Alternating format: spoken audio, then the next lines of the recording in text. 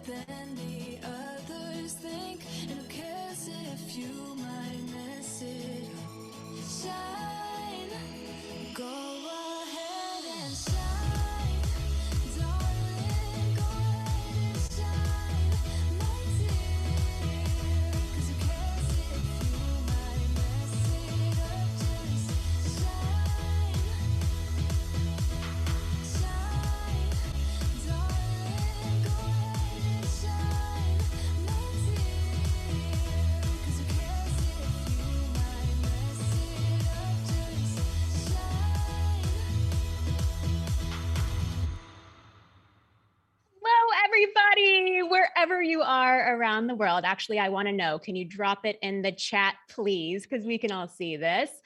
I wanted to welcome you to BFF Minted, the launch event of a new decentralized community that's here to help teach you, women and non-binary people, how to get educated, connected, and ultimately rewarded in this new weird world of crypto and Web3. I am your host, Britt Morin, and let me tell you a little bit about myself before we dive in. So I am a serial entrepreneur and investor. That's the high level. But really, I think that my life's mission is to get people, but mostly women, outside of their comfort zones and into a weird, new, scary place where they feel uncomfortable enough, but ultimately love it because they are rising to their full potential. I've done this with my company, Brit & Co., which encourages women to find their creative confidence and grow out of that comfort zone. Self-Made, which helps women become entrepreneurs and learn how to start businesses. And my new venture fund, Offline Ventures, which frankly, if getting a venture capital check is not something scary, then don't talk to me, because that's one of the scariest things that any founder can ever do. I have been in and around the world of crypto for several years now. This is not new to me. Actually, over 4 years ago, my company, Brit & Co., helped launch an event called Decrypting Crypto. This was a time when only 4% of women were participating in the crypto industry. We're at about 19% now, so we haven't made that much progress, which is why I'm back again today. But I'm not alone. I have got a few friends here. Let's first turn it over to my co-founder of BFF, Jamie Schmidt. Jamie, can you tell us a little bit about yourself?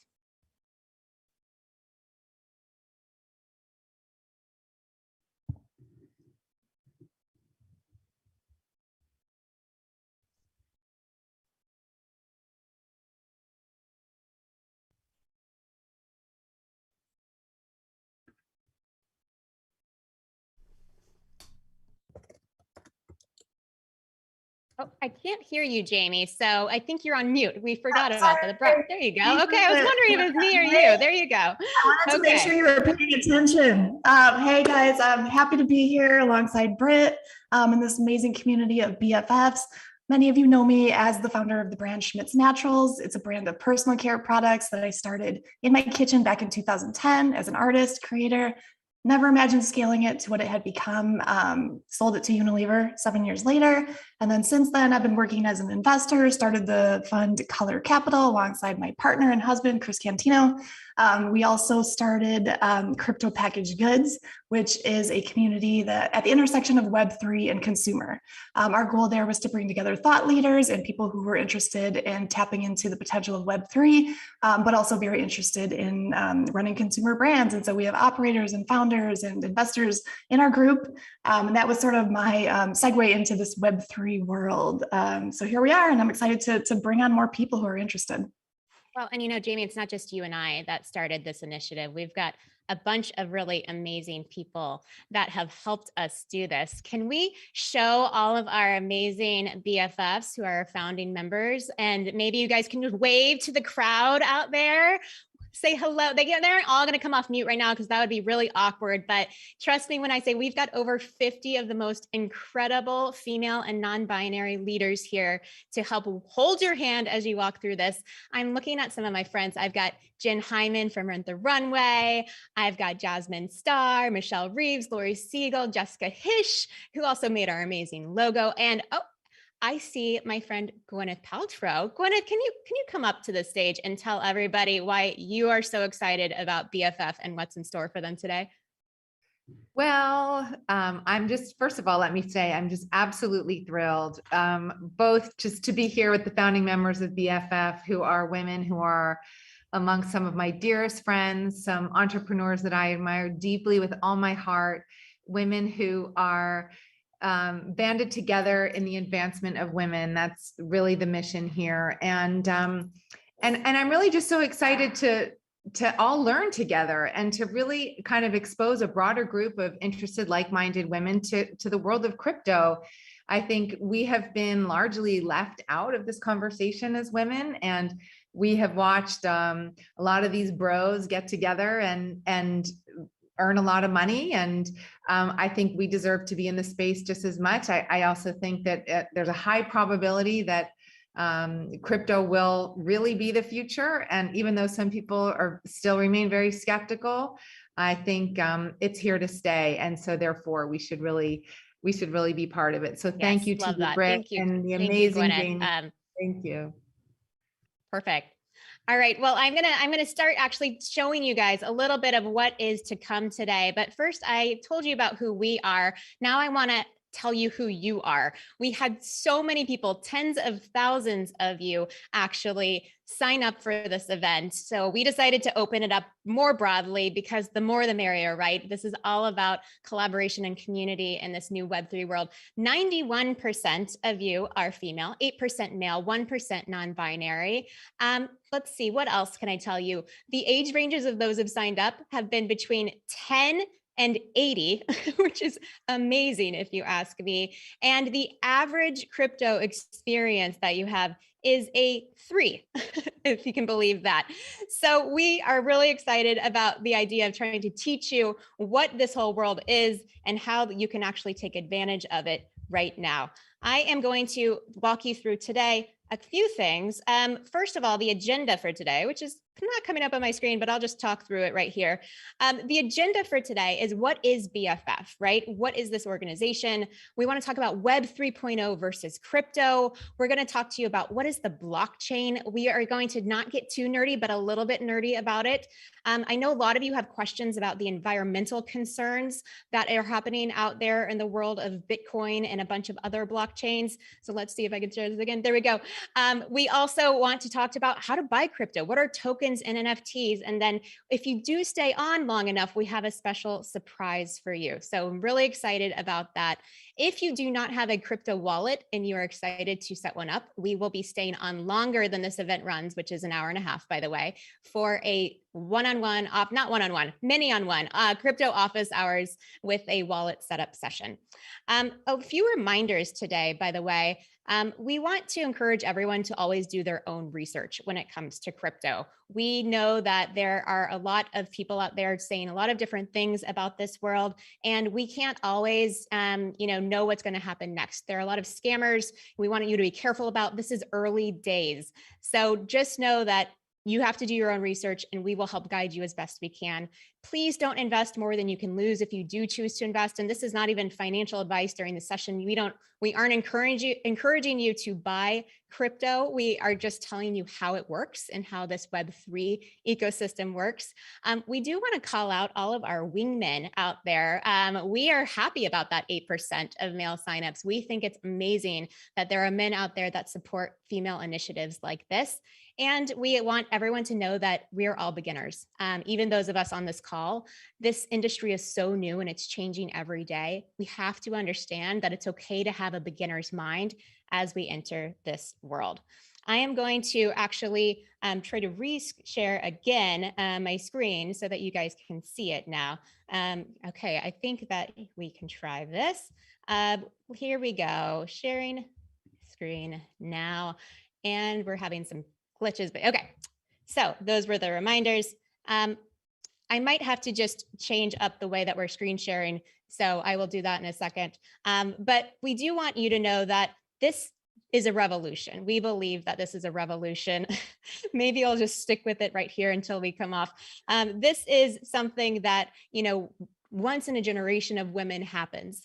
We know that for many hundreds of years, women have been fighting for equality. We have been searching for equal rights. This is a new multi-trillion-dollar industry that has been created, and we think that you guys should take part of it. Except for the problem is we're not taking a seat at the table. Actually, several years ago in 2018, there was an article that was written that said the first rule of being a woman in crypto is you don't talk about being a woman in crypto, with the theory that you will get shamed if you are a woman in crypto. So for all of us that want to participate today, we do not want you to feel like you are ostracized for being here. We don't think that you should feel afraid to be a woman in crypto. I'm going to pass it over now to my co-founder, Jamie, to tell you a little bit more about BFF and what it is that we are doing here to try to change what's going on in the world. Yeah, thanks, Britt. So BFF, are we a brand? Are we a community? Are we a business? What are we? We are a group of people who want to see a more level playing field in Web3. As simple as that. Our goal is to really onboard those who have either felt skeptical or just felt left out or just felt confused. Our first step in that is all of you showing up here tonight. So thank you for being here, and you should feel proud for taking that initiative. We have huge plans for the future, which we are not yet ready to reveal, and which we don't exactly even know how to articulate. A lot of that is going to come from building our community, listening to our community, and just really working together to figure out what the ultimate goal is for BFF into the future. But we know there's huge potential, and we have a lot of people who signed up to be here, and let's go. We're excited to rally together and make this happen. All right, so I want to talk to you about the industry right now. This is a chart of the last 10 years of the cryptocurrency industry. And this includes everything from people buying things like Bitcoin to NFTs and a bunch of other buzzwords you will hear later today. As you can see, this has become a multi-trillion-dollar industry, like I said before. However, the rise in this has really happened just in the last year, and it's just getting started. In the last 12 months, the crypto industry has actually exploded to 135% growth year over year. If you weren't convinced that maybe this is going mainstream, just last week, Facebook, Instagram, and Twitter actually announced that they are going to start supporting NFTs inside of their ecosystems. Facebook actually, as you guys probably know, rebranded to Meta to signal the metaverse and the virtual reality world, which is a big part of Web3, which we'll explain later. Square changed their name to Block to symbolize their support of blockchain technology and everything else going on within the blockchain. Even our good friend Bill Gates said that in the next 2 to 3 years, we'll probably be hosting all of our meetings in the metaverse. So if you can imagine what that looks like, I'm sure that'll be a good time. But I have to say, I'm becoming more and more of a believer myself that this could be true. The Oculus app was actually the most downloaded app on Christmas, and the VR headsets outpaced things like Xbox and Christmas sales in the month of December. If you weren't believing that we are already in the metaverse, you're looking at it right now. We're on the we're in the metaverse, right? We just don't have cool things to wear and put on us yet. Unfortunately, women are not participating. Like I was saying before, only 6% of women in the US have purchased crypto. Men are outpacing women by 2 to 3 times in this category globally. We know that only 5% of NFT creators are female. And we know that only, sadly, 4% of crypto entrepreneurs are female. So we've got a lot of work to do, ladies. I want to show you now what is going on in the world of NFTs, which we'll talk a lot about later in this presentation. But just to give you a sense, there have been many projects happening over the last year. These are like the top 100 NFTs, highest selling NFTs, I should say. If you can't tell women are not participating, then just, send this picture around to all of your friends. What would the world of NFTs look like if women were participating in this industry? Well, it's actually not just for street cred that you're participating. There are real dollars to be had here. This is one of the highest selling NFTs of all time. It's called The First 5,000 Days. It was created by an artist named Beeple that sold for $69 million at Christie's auction house. Each image in this is an image that he took every day for 5,000 days. This is the type of wealth that's possible for people that start participating in this new ecosystem. And I know it sounds scary and strange and weird, but we have to play a part. Just like our friend Reese said, finance, education, and technology are evolving at a rapid rate, and we have to get involved now or get left behind. We all know that we cannot create any sort of revolution while excluding half of the population. So with that, I actually want to tell you more about this BFF thing, but before we do that, I have my good friend here, Mila Kunis, who has actually been part of the crypto world for a while now. She's kind of an OG. So Mila, you are best known as an actress. Where did all of your excitement for Web3 come from? Isn't it sad that like 9 months ago makes me OG? Where did my excitement come from? You know what? I was doing a show with incredible artists who were Oscar-nominated animators and directors, and we realized we couldn't make the show and pay them. And I was like, oh my God, how are we going to do this? And I kept hearing this about this world of Web3 and NFTs and crypto in my house for about 10 years.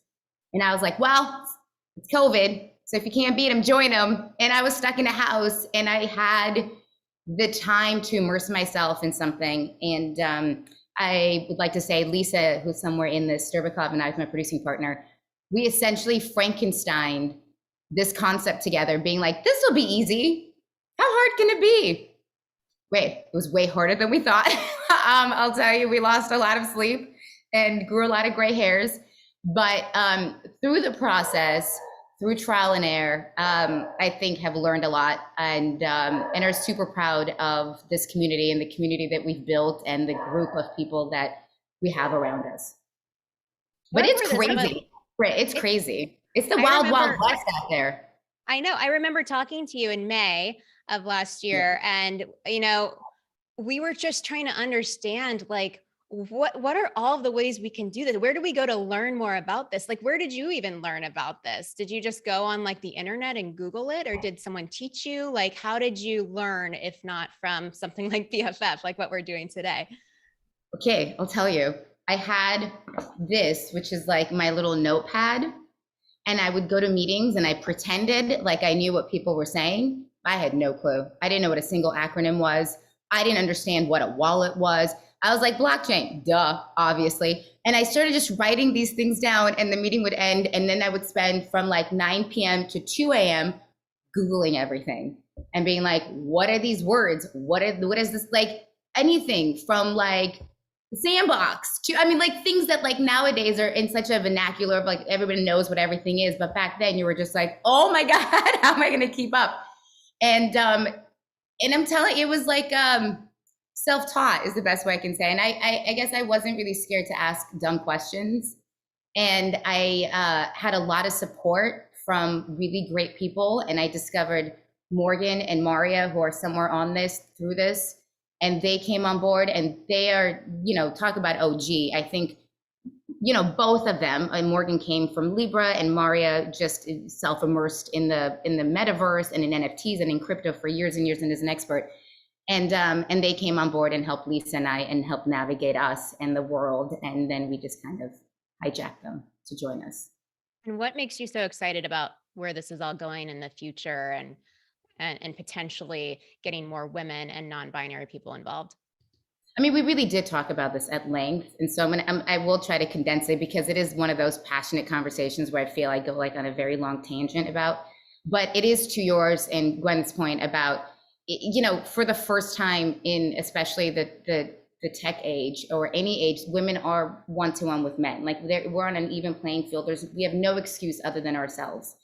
And we're so conditioned to follow rules that have been set forth for us. And this is the first time where rules are being created daily. And I don't want to follow other people's rules. I want to create my own rules and find my own boundaries. And that's what made me really excited about this is a very gray area. All of Web3, Meta included, NFTs, is a gray box. And I don't need men to tell me where the lines are. And I can do this. I also think that we are so conditioned as women to be risk averse. You know, men go make the money. We are taught to save that money and go. Men make the money. We're taught to save that money and, you know, coupon. And I think that the youth have a better chance of being risk averse. Like when you're 20, you think you're made of Teflon. You have nothing to lose. You're like, whatever, I'll do this. What's the worst that can happen? And the older you get, the more you realize that there's, you know, all these other things you have to consume yourself with and worry about. And so I think I'm really fortunate in a place in my life where I want to take risks and I want to see what happens. And I have kids and I want my kids to be able to mimic that behavior instead of what their society tells them they should do. I guess my last question for you. Yeah, I totally agree with that. I mean, you have a daughter, right? And that makes you feel like you want her to be living in this world, and you need to be the one building it for her, right? Like these are the times where we can build that infrastructure if we participate. Build the world you want to live in, right? Like that's like this is it. This is the world that you can build that you want to live in. Like we can have that much say and influence in Web3. We have no excuse. And I don't want to look back and say, oh God, I wish I would have just taken that risk. You know? So yeah, for sure. So tell us one last question before we wrap is, what projects are you most excited about right now besides Stoner Cats, which we're going to talk about later on when we talk about NFTs? BFF, I'm very excited about it. I genuinely am. Okay. I'm not going to shit talk other versions of this that are very male heavy, but there's when we deep dived into this world, there were certain communities that were created by men, essentially for men. It was like another boys club where the majority of the holders of these tokens were 90% men. And I was like, oh my God, I don't want to join another boys club. And then when you called about this, I've never been more excited. This was such an obvious, brilliant innovation in this community, in this world, that I wholeheartedly am most excited about this. I think that for me to say Web3, you know, Meta, Web3, NFT, like call it whatever you want to call it, is moving at such a rapid rate that I think compounded, like the innovation of the past 20 years will be in the next 2 months. You know, the equivalence is just moving so fast. So it's really hard to say, but I think the direction it's all going, the fact that you were able to get this many women on a Zoom to get them excited about cryptocurrency is so cool, Britt. Like I've been dying to do that. I've been screaming about crypto for however long, and people are like, be quiet. So this is the coolest thing. I'm so proud of you. And I'm so proud of the women that you put together and how accessible you're making something feel that feels so intangible to so many people. Well, thank you. And like I said, I mean, this is truly a village. I think, you know, we all know it takes a village. I think we all know that that's how women have survived for hundreds of years now, is by having a village of support. And that's the promise of what this new world offers, is that everyone gets to contribute and own together. So thank you, Mila, so much. I do want to toss it over to my dear friend, Moj Madara, who is a serial entrepreneur and investor and has a few things to say about marginalized people beyond just women in this ecosystem. Moj, come on up. Hi, Britt. Hey there. I think you have a special guest today, don't you? I do. My friend Sheen's here. Sheen, are you here? Hi guys, how's it going? Sheen. First of all, I'm gonna just say congrats to you and Jamie. I'm so impressed. You have put this together with such intense velocity. You have been relentless. You have been on it. And you have accomplished this amazing mosaic of people, and a lot of people here that I love who have made a huge impact in my life. I see Susan Line here. I see the OG person in my life that brought me into this space, Rachel Weiss, who heads up innovation at L'Oreal. So congrats. One of the things you and I have talked a ton about is why this space is important to me, why I care about it. As a gender nonconforming, non-binary person, as someone who recently just had top surgery, someone who's really in the exploration of male, female, gender expression, Sheen actually was my top surgery coach, was my friend that I met on the internet to help me sort of guts my way through this thing. And as we got to know each other, what blew my mind is that we both had this shared understanding of entrepreneurship. And I think in Web3, whether it's for women or people of color or non-binary people, so many of us are often looking for ways to become financially independent and be self-authored financially. And that conversation has been super limited to cis, male, white categories primarily. And so what's awesome about this space is we're on the ground floor. We're still very early days. And I wanted to sort of give Sheen a moment because I don't know anyone else that's built like a 21 unit real estate portfolio through Bitcoin, but I'd love for you to sort of share a little bit, Sheen, about that and how you got into the space like 7 years ago. Yeah, I would love that. Thank you so much. Can you guys hear me okay? Awesome. Okay, great. So first of all, thank you BFFs for having me. This is a dream come true for sure.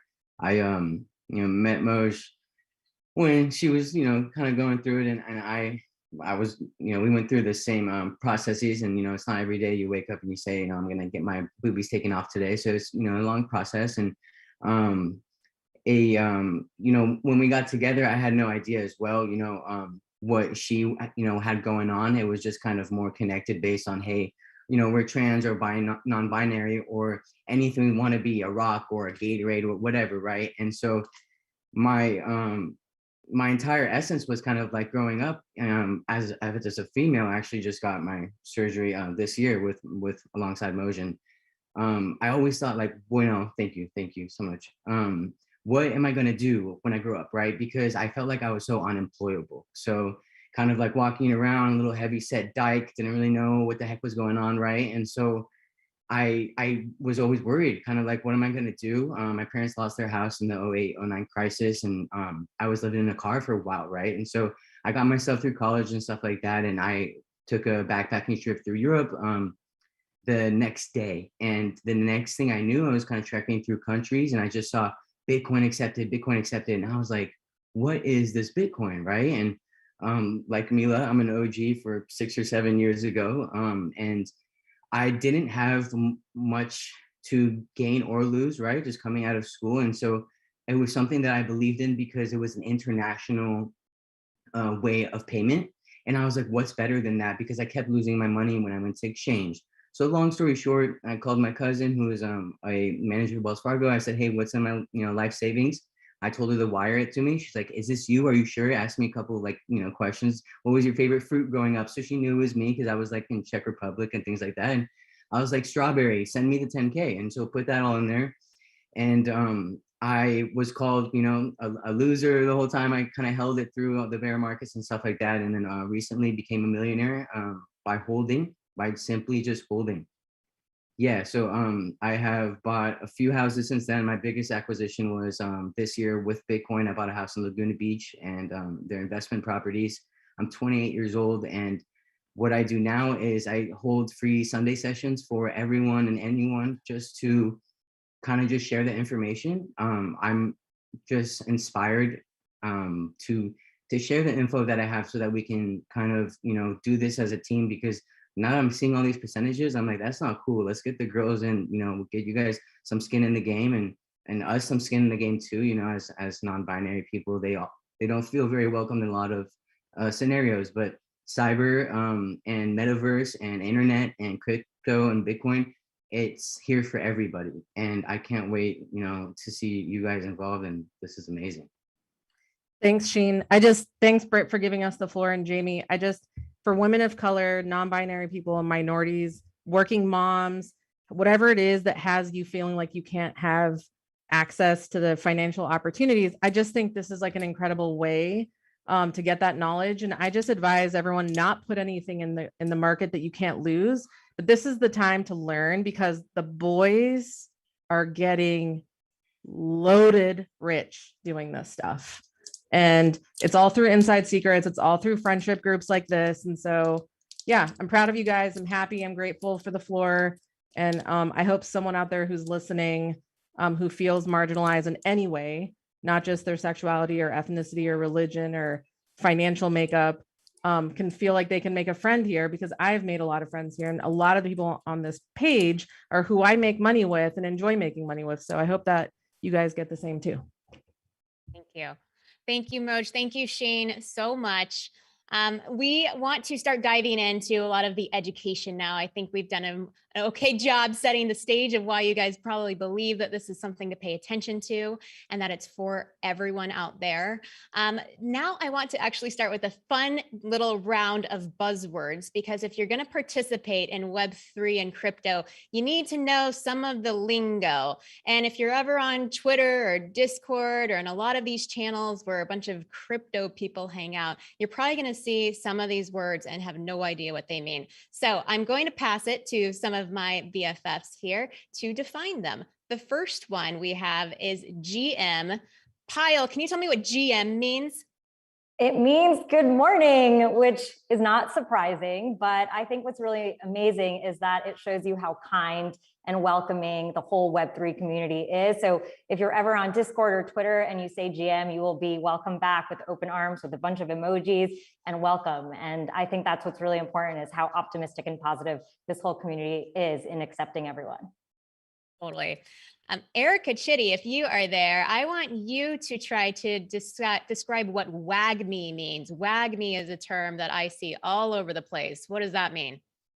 Well, WAGMI apparently means we're all going to make it, which I feel like applies across the board, including like in this moment.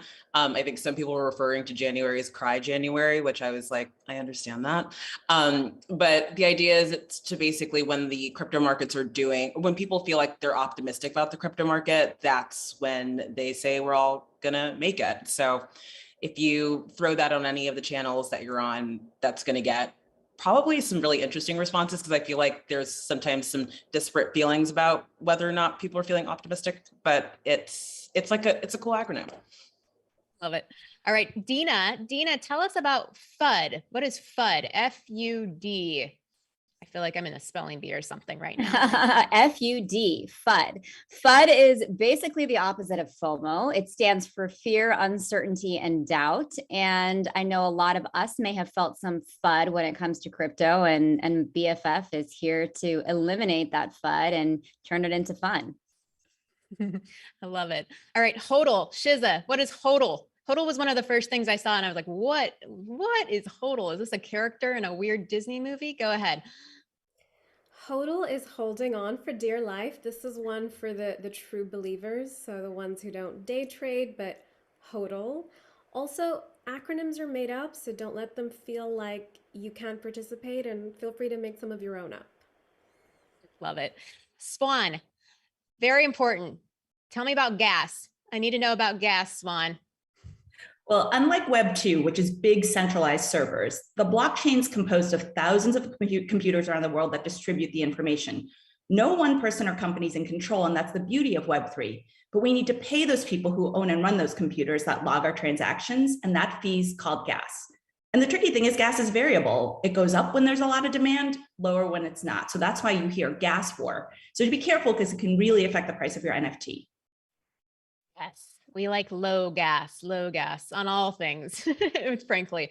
Okay, Justina, what is minting? I've heard this, this event is called BFF Minted. What does that even mean? What does it mean to mint something? We are minting ourselves right now as a DAO, a community, a group. So excited to be here. To mint something basically just means to create or produce something, and then that something gets recorded on the blockchain. And it's like, you can think of it as, I think of Scrooge McDuck, which my little girl watches all the time. It's like how gold and silver get mined and then they mint coins out of them. So we're minting things on the blockchain. We're minting NFTs. So the way you would use it in a sentence is, I just minted my first NFT. And that's minting. Love it. BFF Minted. Here we go. 2 more left. Amy Porterfield. What does the floor mean? Oh, I think you're on mute, Amy Porterfield. Come on. Okay, how about now? There you go. Okay, so the floor price is the lowest price of an item in a collection. So let's say I go to a shoe store and the lowest price for a pair of any of their shoes is $50, then the floor price is $50. So similarly, if I want to shop an NFT collection, then the floor price is the lowest price of the weakest selling NFT. Love it. Love it. Lastly, if Maria is here, Maria is the one who taught me this acronym, PFP. It's very important. What is a PFP? Hey, so a PFP stands for profile picture, and it's a term that's used to describe a certain type of NFT. So, if you think about the Bored Ape Yacht Club or the crypto punks that you might have seen that people make into their Twitter avatar, PFP is a term used to describe that aesthetic and that style of an NFT collection. Yes, profile photos. And that's what in a Facebook and Twitter also launched last week. Twitter now, if you see hexagon profile photos, it means that's an NFT.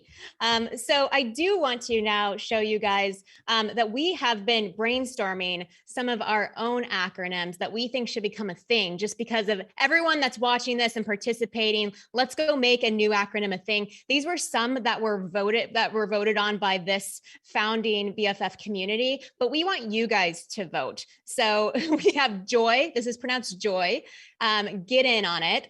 NLB, Not Left Behind. BFF, Not Best Friends Forever. Maybe it's Blockchain Friends Forever, or suggest your own. So text us to vote, and we will be announcing the results of this little voting survey in the next few minutes.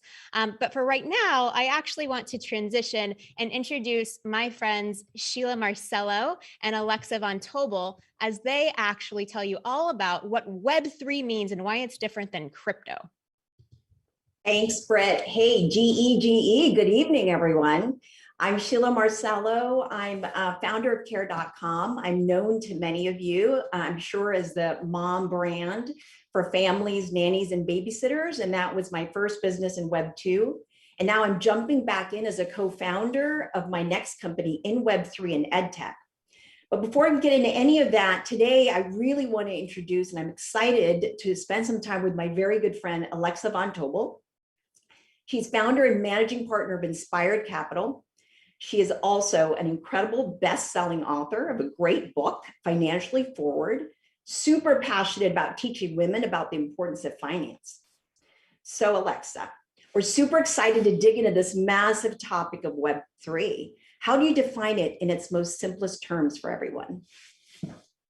Sure. So thank you so much, Sheila, and excited to be here today. As you can see on the slide, this is one of my favorite pictures because it's so simple and it really, Web3, it sounds so hard to kind of wrap your head around, but this is the best visual, which is Web 1.0, which is really early 2000s, was read-only. Web 2.0, which happened, call it, 2005 and onwards, was read and write.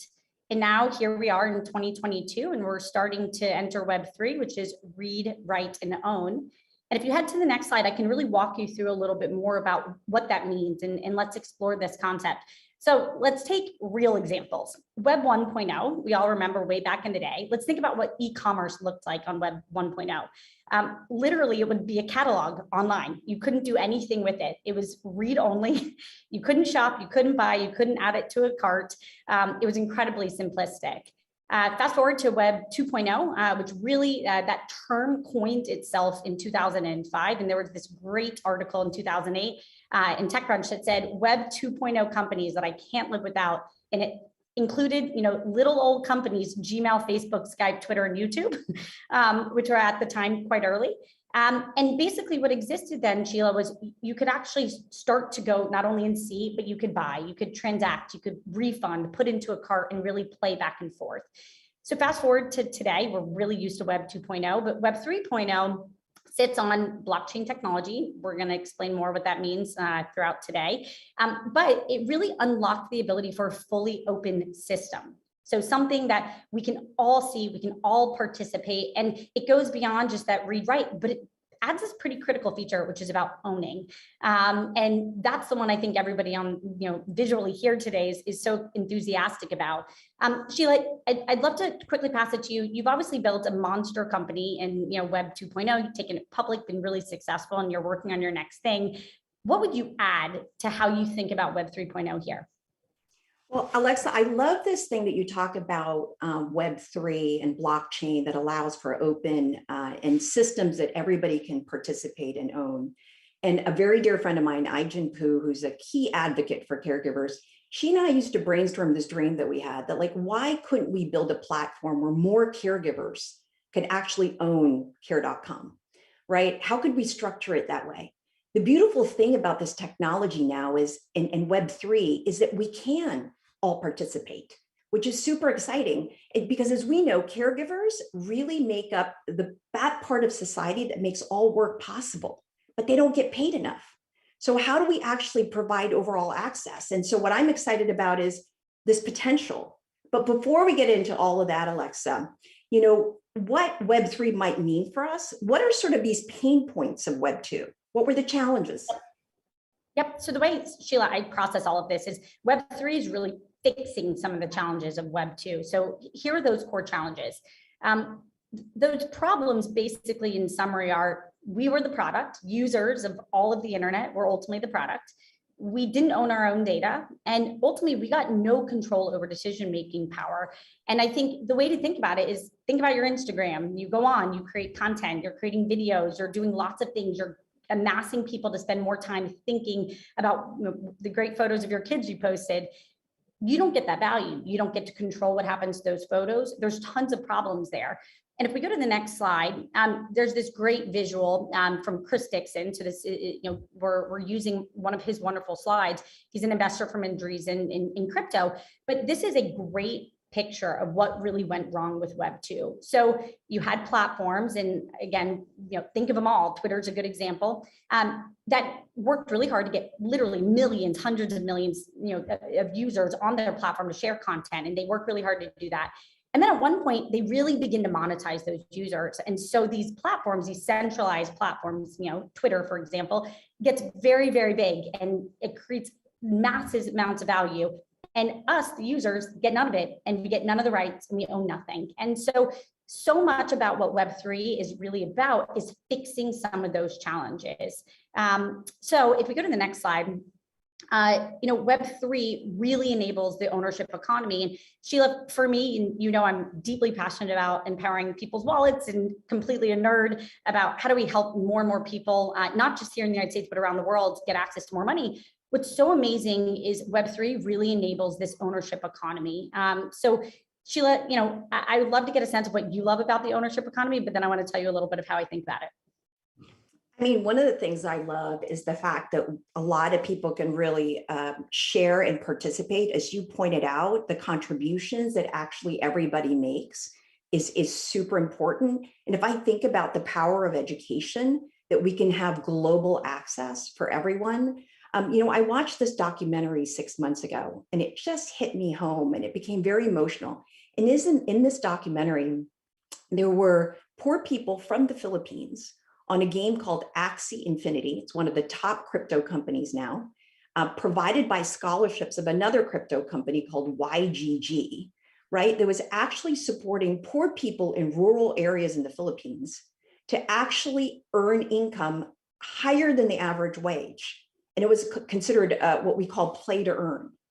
And the fact that I scratched my head and I said, wait a minute, and this documentary showed grandmothers opening a crypto wallet, buying Ethereum, which is one of the coins, right? And buying NFTs, playing a game and making money than the average wage. So I knew something was going right overall, that we were ready for consumer applications in the metaverse and to allow people truly global access, Alexa. So it's super, super exciting. We pass it back to you. Yeah, I love that example. And in fact, if you go to the next slide, we have a few more that just really bring this home. So let's go back to Twitter. Let's go back to Britt. This is a perfect example of, Britt was an early user on Twitter. She was user number 3,476. Imagine, Twitter's now worth $28 billion or more, depending on the day. And imagine the fact that Britt went there early. She brought friends. Many of us were early users on Facebook. We brought lots of friends, tons of content. But we didn't get any of the upside, not 1 ounce. And that really is the difference of Web 2 to Web 3. It's the fact, and Web 3 is going to feel in so many ways just like the internet, right? It's not going to be this totally new shift. It's going to feel like a seamless transition, but it has this incredible unlock that's going to allow people all over the planet. Sheila had a great example of grandmothers, people all over the planet who get upside. I want to use one more quick example, just and Britt really wanted to use Destiny's Child, so thank you, Britt, here. So let's go back to the 1990s. We all love Destiny's Child, great music. Let's just say you were a huge fan of early Beyonce. You just were like, this girl is on fire. You could be an early fan. You could get access to being an early follower of her, get a token out of that, follow her, show up at every concert, tweet about her, share everything, help her get big. And fast forward to the next slide, when she literally becomes Beyonce, you would have been able to not only align that fandom, it's truly about alignment to upside. You were there early, you supported her, you shared content, you bought tickets, you got dropped early access to content she created. But fundamentally, you then got to make money on the fact that you helped this amazing artist continue to get bigger. And that can happen literally for millions of people, which is amazing. And for a Beyonce, it means perfect alignment to their fans. There's no record company in the middle that really, makes it hard for them to actually know who their fans are. So in short, that's a really good example of when we say ownership, it means doing the things you like to do already, but just getting paid for them fairly. And I think that's pretty exciting for what it can mean. Let's go to the last slide. So what are some of the exciting implications then for all of this? I mean, I love Beyonce. I mean, what are the kinds of things that happens now? So, I think, and again, this is a great slide from Punk 6529 that really just shows where are we in this journey. And the headline is, Web 1.0 took about 15 years. Web 2.0 took maybe 10 years. I can't tell you how fast Web 3.0 is going to happen, but it could happen a lot faster. And basically, we're in the early innings here, and it begins to show you how this is going to move. It's collectibles and art and gaming, but soon it's going to move beyond into culture, metaverse. I would argue it's already in culture in many ways, but we're in the early innings, and we can see so much happening. So, Sheila, I'd love for you to wrap this up and add anything I missed, but Web3 is just truly exciting. We couldn't be more pumped to be here today. I mean, it's really here and now. Alexa, I think what's so exciting is that we're all here tonight to do this together. We're actually all learning together. Britt emphasized this. This is all about learning together, and we're all beginners.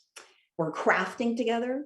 That means as crafters, we own Web3 together. As Mila and Britt said, let's build this world together that you want to live in. So I'm going to pass it over to my friend, Britt. Amazing. Oh my gosh, you guys. I think that was really helpful for a lot of people from what I've been hearing. And I think we're just skimming the surface. Like I said, next up, we are going to get a little bit more technical. As you see, we're going deeper and deeper. Okay, guys, just hang in there. All right. We are going to start talking about the blockchain. We've got Alon here to share more about that. Alon, why don't you come up to the stage and introduce yourself? Awesome. What's up, everyone? My name is Alon. I'm a developer advocate at Alchemy. That's alchemy.com. If you're a builder in the space, definitely check it out. I also helped start another women's organization in crypto called We3. Also check that out. So what we're going to do now, we learned a little bit about crypto. We learned a little bit about Web3. Now we're going to uncover the hood a little bit and learn about the blockchain. So first, I want to get some things straight. Blockchain does not equal crypto, and that does not equal Web3. In fact, they have a very specific relationship, and that is blockchain is the backbone of crypto and Web3. It is the infrastructure engine that powers those two industries. And this is really, really important. So how should you think about blockchain? Well, it's literally a chain of blocks. You can think about it as blocks strung together piece by piece. One number goes up, they're all sequenced in order, and that's kind of how you can frame it. And you might be wondering, what are in these blocks? Well, blocks you can literally think about as storage units, right? So they're storage units that store arbitrary data, and that depends on the blockchain's implementation. So it can store different types of things. So we're going to look at an example real quick. And this is a very specific example. We're going to look at Bitcoin. And when I say Bitcoin, I actually mean Bitcoin, the blockchain, not the currency. We all are very, very familiar with Bitcoin as a currency. Bitcoin is really what took crypto to the mainstream. It's kind of the first cryptocurrency. It's really what made it popular. We're going to uncover the hood on Bitcoin as a blockchain.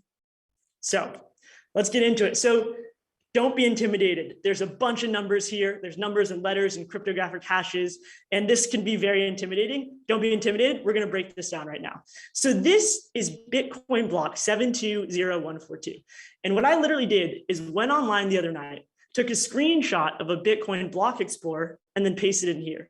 And this is this whole concept of things being public. Anyone can see any transactions that happen on the blockchain. So in the case of Bitcoin, Bitcoin stores transactions. Remember, blockchains are just storage units. So Bitcoin stores transactions.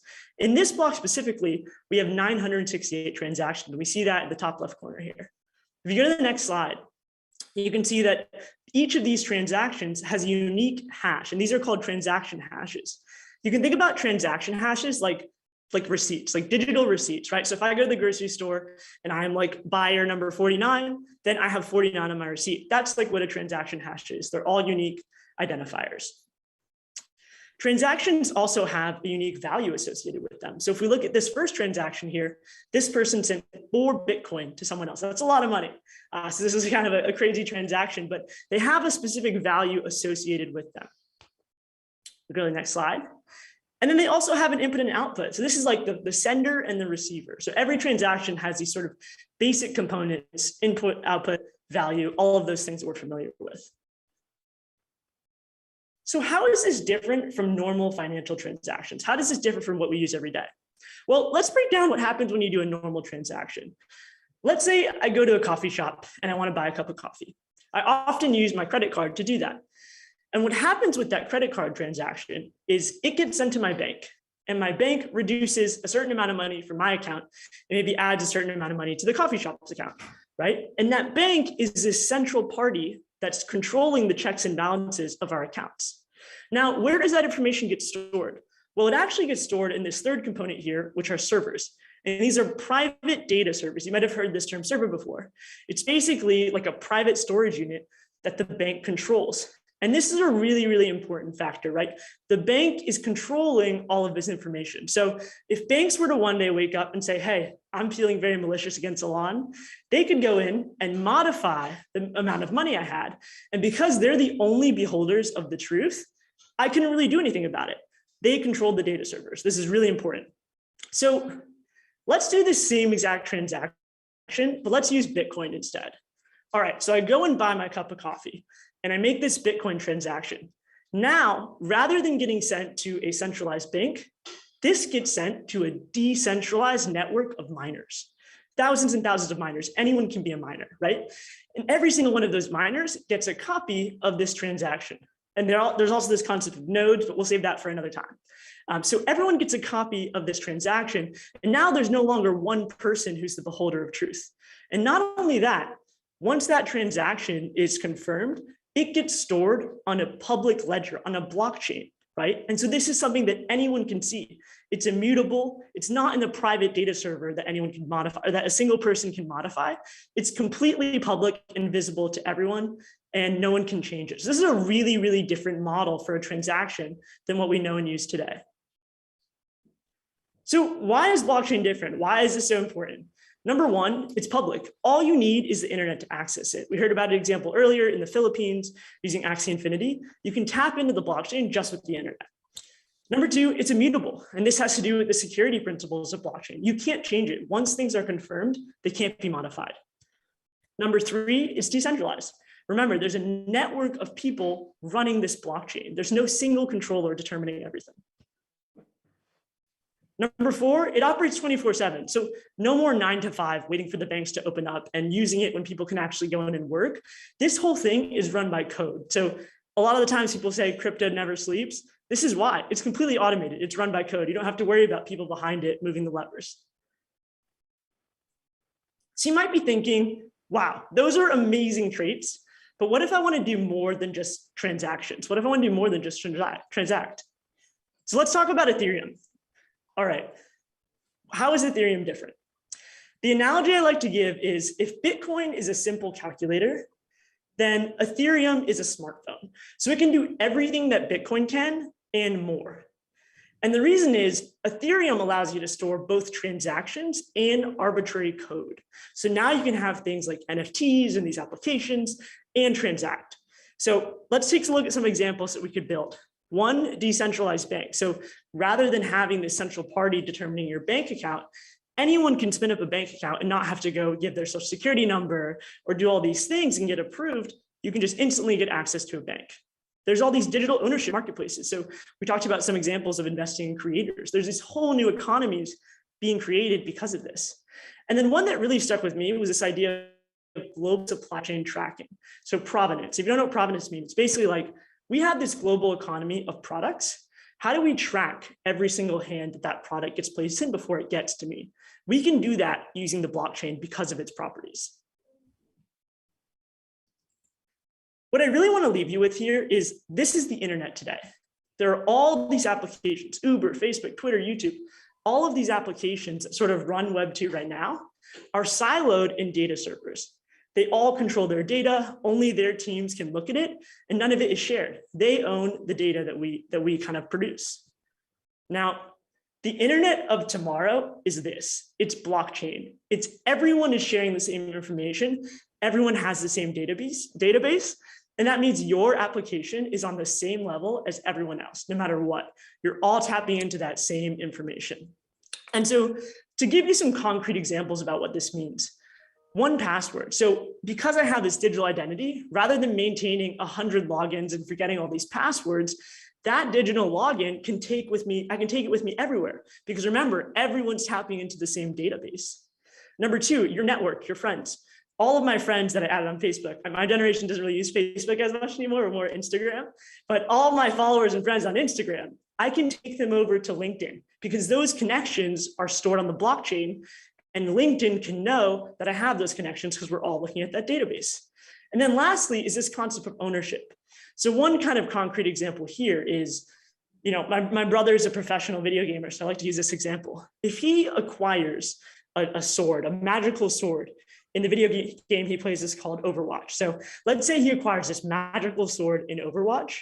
He can now transfer that to another game like Fortnite, and it stays with him because he has one digital identity. So there's entirely new economies and entirely new products that can be produced from this technology. So the thought I want to leave all of you guys with is, what is something in your life that you think can be revolutionized by a decentralized and public network?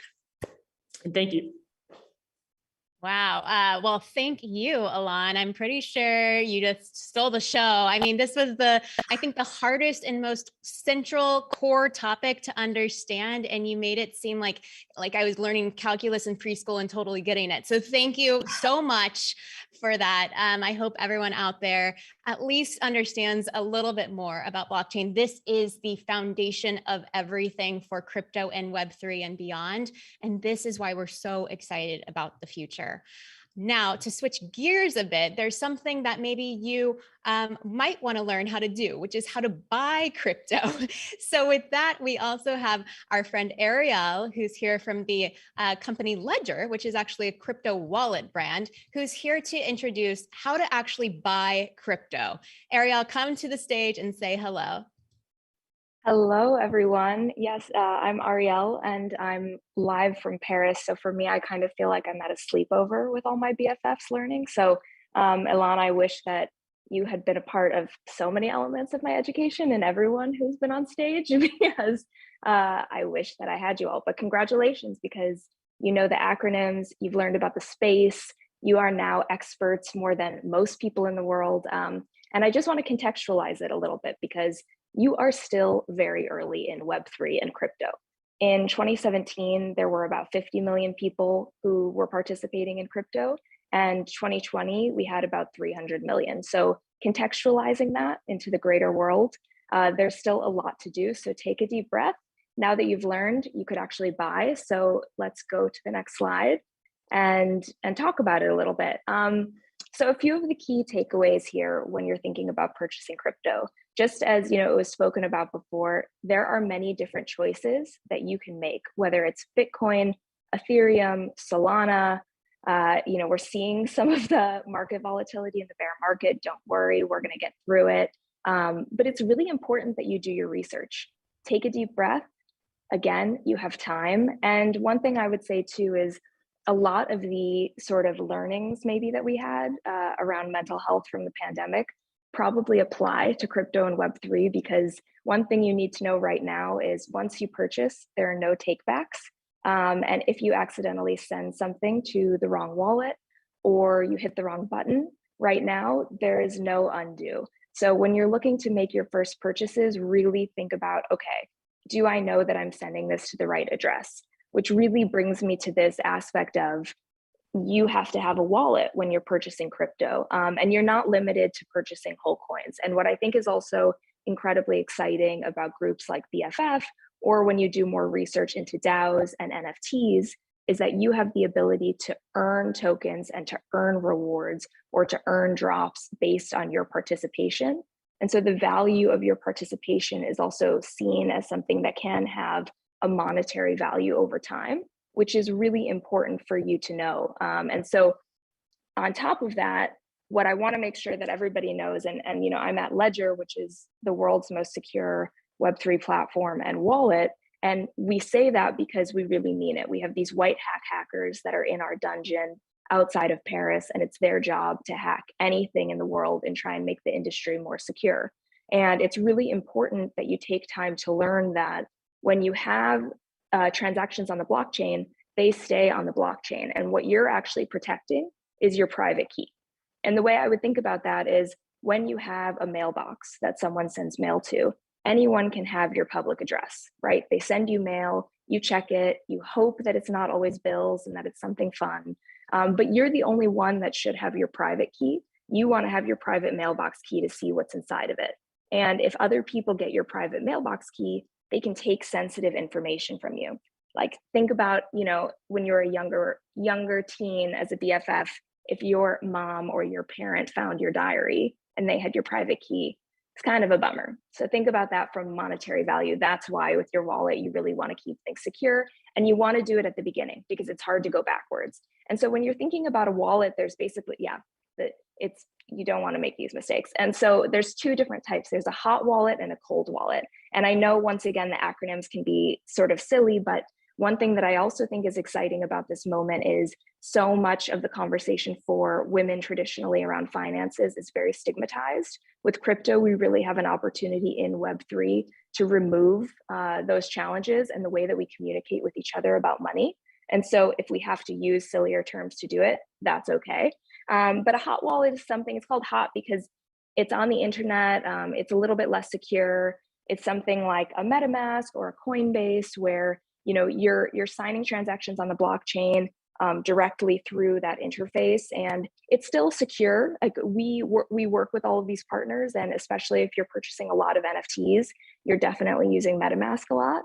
But the most secure thing you can do is have that cold wallet, because it's keeping that private key off of the blockchain. And it's really important that you create these connected safes, because you don't want to be able to get hacked and not know that. Because when you think about authentication off of the blockchain, think about it kind of as like your two-factor for life. Like it's like you're usually encouraged to set up a two-factor for your phone or your bank account, and it's really annoying. You don't want to do it.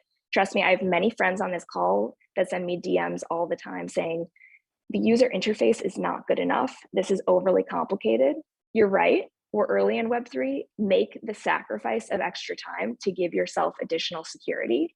And then additionally, you know, it's really important to understand that when you get your private key, you're going to write it down, you're going to hide it, you're going to feel like you're in a heist film, you're not going to tell anyone what your private seed phrase is.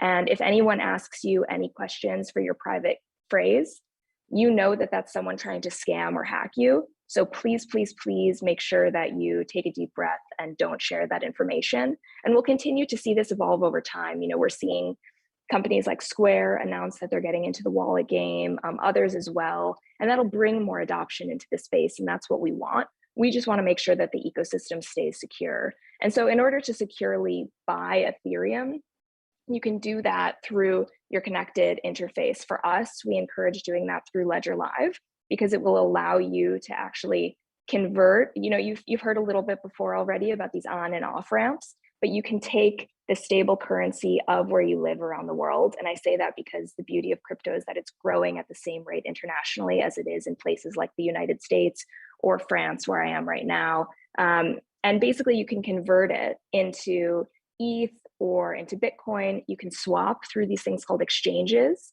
And then once you've created your swap, you can then utilize your exchange to basically be able to purchase that non-fungible token, your NFT, or if you're staking, or, you know, many other terms that I'm sure BFF will be diving into later. So as you can see here, there's verification tools throughout the process that you know you're sending to the right address through it.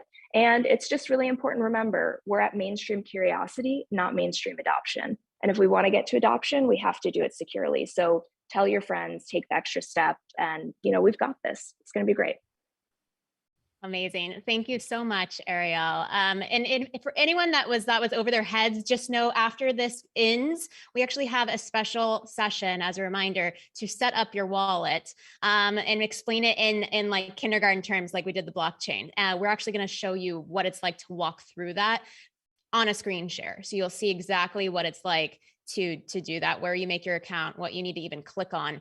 You will get walked through that if you stay on this call. Okay, I want to come back with the results of the acronym vote. This is very important. We had a few additional contenders actually that chimed in. One that I really like is OCD, obsessive crypto disorder. I think that's a clever one. Well done out there. A lot of women's specific ones. GML, good morning, ladies. WIC, women in crypto, or WWC, women winning crypto. But by far the most popular one, and we seriously didn't rig this, you guys, was BFF, blockchain friends forever. So I think we're going to have to just make this a phrase that we use like in sentences. Maybe we'll actually like scare the guys because they'll think we mean best friends, but it's actually blockchain friends. I don't know. So we're all BFFs in a whole new way. I love that. So the next presenter we have coming is Sophia Garcia. Sophia works with Art by Times Code, and she has been in the space for years and years. She's here to talk about what I know is on a lot of your minds, which is the environmental concerns around cryptocurrencies and this whole ecosystem. Sophia, can you come to the stage and introduce yourself? Hello. My name is Sophia Garcia. I have the lovely task of discussing blockchain concerns, specifically energy consumption. So be nice, guys. What I'd like to do, though, is give a frame of reference on how to look at our current timeline and hopefully provide a bit more optimism in the sustainability of distributed ledger technologies. So it's important to note that cryptocurrencies are relatively new technologies, meaning there are potential avenues to shape it for the better. I really wanted to start off by discussing kind of what got us here, and Bitcoin, which really started this movement and uses a consensus mechanism referred to as proof of work. It's extremely secure, and over a decade ago now, other blockchains followed suit. So in 2000 we have Litecoin, Dogecoin, Monero, but one of the downfalls of proof of work is that it is extremely energy intensive. And so a variety of alternative mechanisms have been presented, the most popular and promising being proof of stake. So in the last 5 years, we've seen blockchains embrace proof of stake in order to avoid the computational cost of the proof of work scheme. So this protocol works a little bit differently. It works by selecting validators in proportion to the quantity of their holdings. You can look more into it after, but researchers at the University College London concluded that their energy consumption per transaction is at a minimum 2 to 3 orders of magnitude lower than that of Bitcoin. Ethereum is one of the most popular blockchains right now, and it is moving over to its consensus layer this year, which will be running on proof of stake, which is a huge win for everyone, and will drop its energy consumption by over 99%, which is huge. And yeah. Can I chime in, Sophia? Because I just want to make sure that people really understand this. Because, basically what's happened is proof of stake, these words don't make sense. They didn't make sense to me, so I'm sure they don't make sense to a lot of you out there.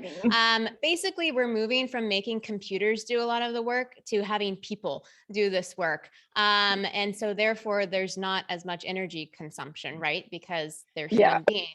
And like Sophia said, I think the really awesome part is that, a lot of this is getting reduced by literally 99.9%. So the energy consumption rate is going drastically down.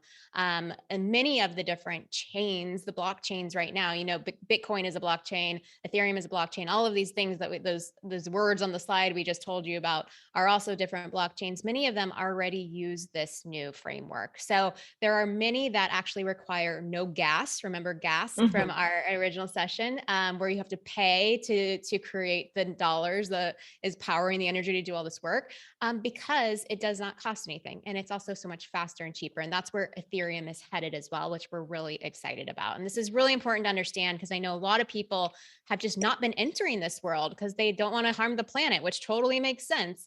But again, with anything new, there's going to be a lot of change really quickly, and so many people are working on this. Sophia, I will put it back to you. Just wanted to make that statement. I mean, I think it's important to note also the years on the blockchains here. So, in the last 5 years alone, all of these blockchains that are being created are using proof of stake.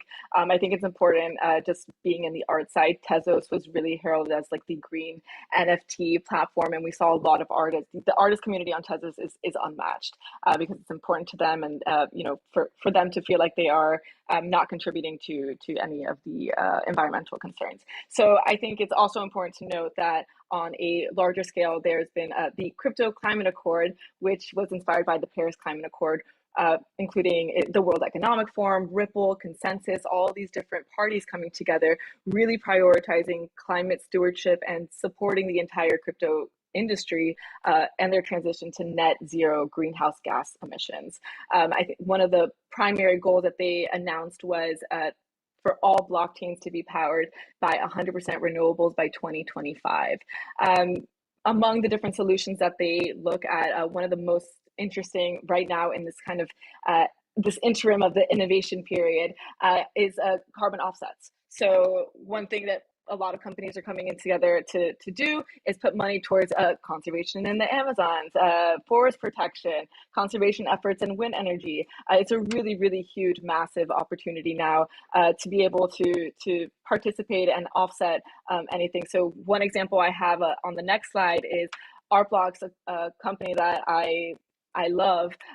They've Art Blocks alone has offset 20,000 tons of CO2 emissions just in the last year alone. And this is just one example of one platform that they've used to do that. So this is really just to say that we have the power to come together. We can all join the conversation the best way we can. And I think it's really important that this new movement needs new voices. And so I'll, of course, be the change we wish to see in the world, and let's make crypto green. Love it. Beautiful. Thank you so much, Sophia. Before we jump into NFTs with my friend Randy Zuckerberg, I want to actually just recap a little bit of where we've been, because we're going to start pulling this all together. You guys are going to start seeing this all maybe start to make sense. It's okay if it's a little fuzzy still. I want to show you a few images of what kinds of things you probably already own, right? Or you might seek to own: a house, a car, art. You might collect records, you might collect books, you might collect sneakers or fashion or jewelry. You are effectively the perfect candidate to be living in a Web 3.0 world. All of these things that you are collecting are things that you can own, and you can find other people that own, and you make your value, your profit, your wealth as more and more people want to own them. It's just like having a stamp collection or a spoon collection or, trading card collection. And that's where Randy Zuckerberg is going to come in and bridge us into the world of NFTs by first explaining WTF is an NFT. Randy, over to you. Woohoo! Well, first of all, I am loving this event. I'm learning so much. And I'm going to admit to all of you that I'm incredibly nervous right now, because I only just got into the NFT space a few months ago. I mean, would you take piano lessons from someone who just started playing a few months ago? But that's the space. And so if I can go from total beginner to presenting to all of you, just imagine how much you're going to learn in the coming weeks and months. So first of all, let's just examine human behavior. We love collecting random shit. Like we love doing it. Maybe you collected Beanie Babies. Maybe you're one of millions of people who collected sports. I collect Broadway playbills because I'm that show tunes nerd. Whatever your collection, maybe you've sold some, maybe you organize them in binders. Probably someone in your life at some point has turned to you and asked, like, ugh, why are you holding on to those things, and judged you. But congrats, if you've ever collected or valued something, and if you've ever cared that you own it, well, you're well on your way to understanding what NFTs are. But you might say to me, all right, Randy, those are physical objects. I get why someone would want to collect them, but why the hell would someone pay $36,000 for this Google-eyed JPEG? Or why would someone pay $500,000 for a gorilla JPEG? Have we all lost our goddamn minds? I mean, I have for sure, but also no, we haven't. 6 months ago, I was legitimately sitting exactly where you are. I was skeptical, I was confused. Fast forward to now, I now own more than 100 NFTs. And in order to truly understand the value of NFTs, we need to understand why things have value at all. NFT stands for non-fungible token, meaning that each is unique and you can't just simply exchange one for another. If I say, if I give Britt a $20 bill and then I say, oh wait, no, hold on, no, let me give you this 20 instead, Britt is definitely gonna think I'm nuts. She might not, because she knows me well enough by now, but she'll exchange it to me no problem, because those two bills are absolutely identical to her. But if I say, hey, Britt, lend me your phone, and she gives it to me, and then I try to give her a different phone back, yeah, she's not going to be my friend anymore, because that phone, even though those two phones might look identical, one of them has a lot more value to her than the other. That is non-fungible. Sometimes things have value because of a backstory. Sometimes it's the person who created it. Sometimes it's just your personal taste.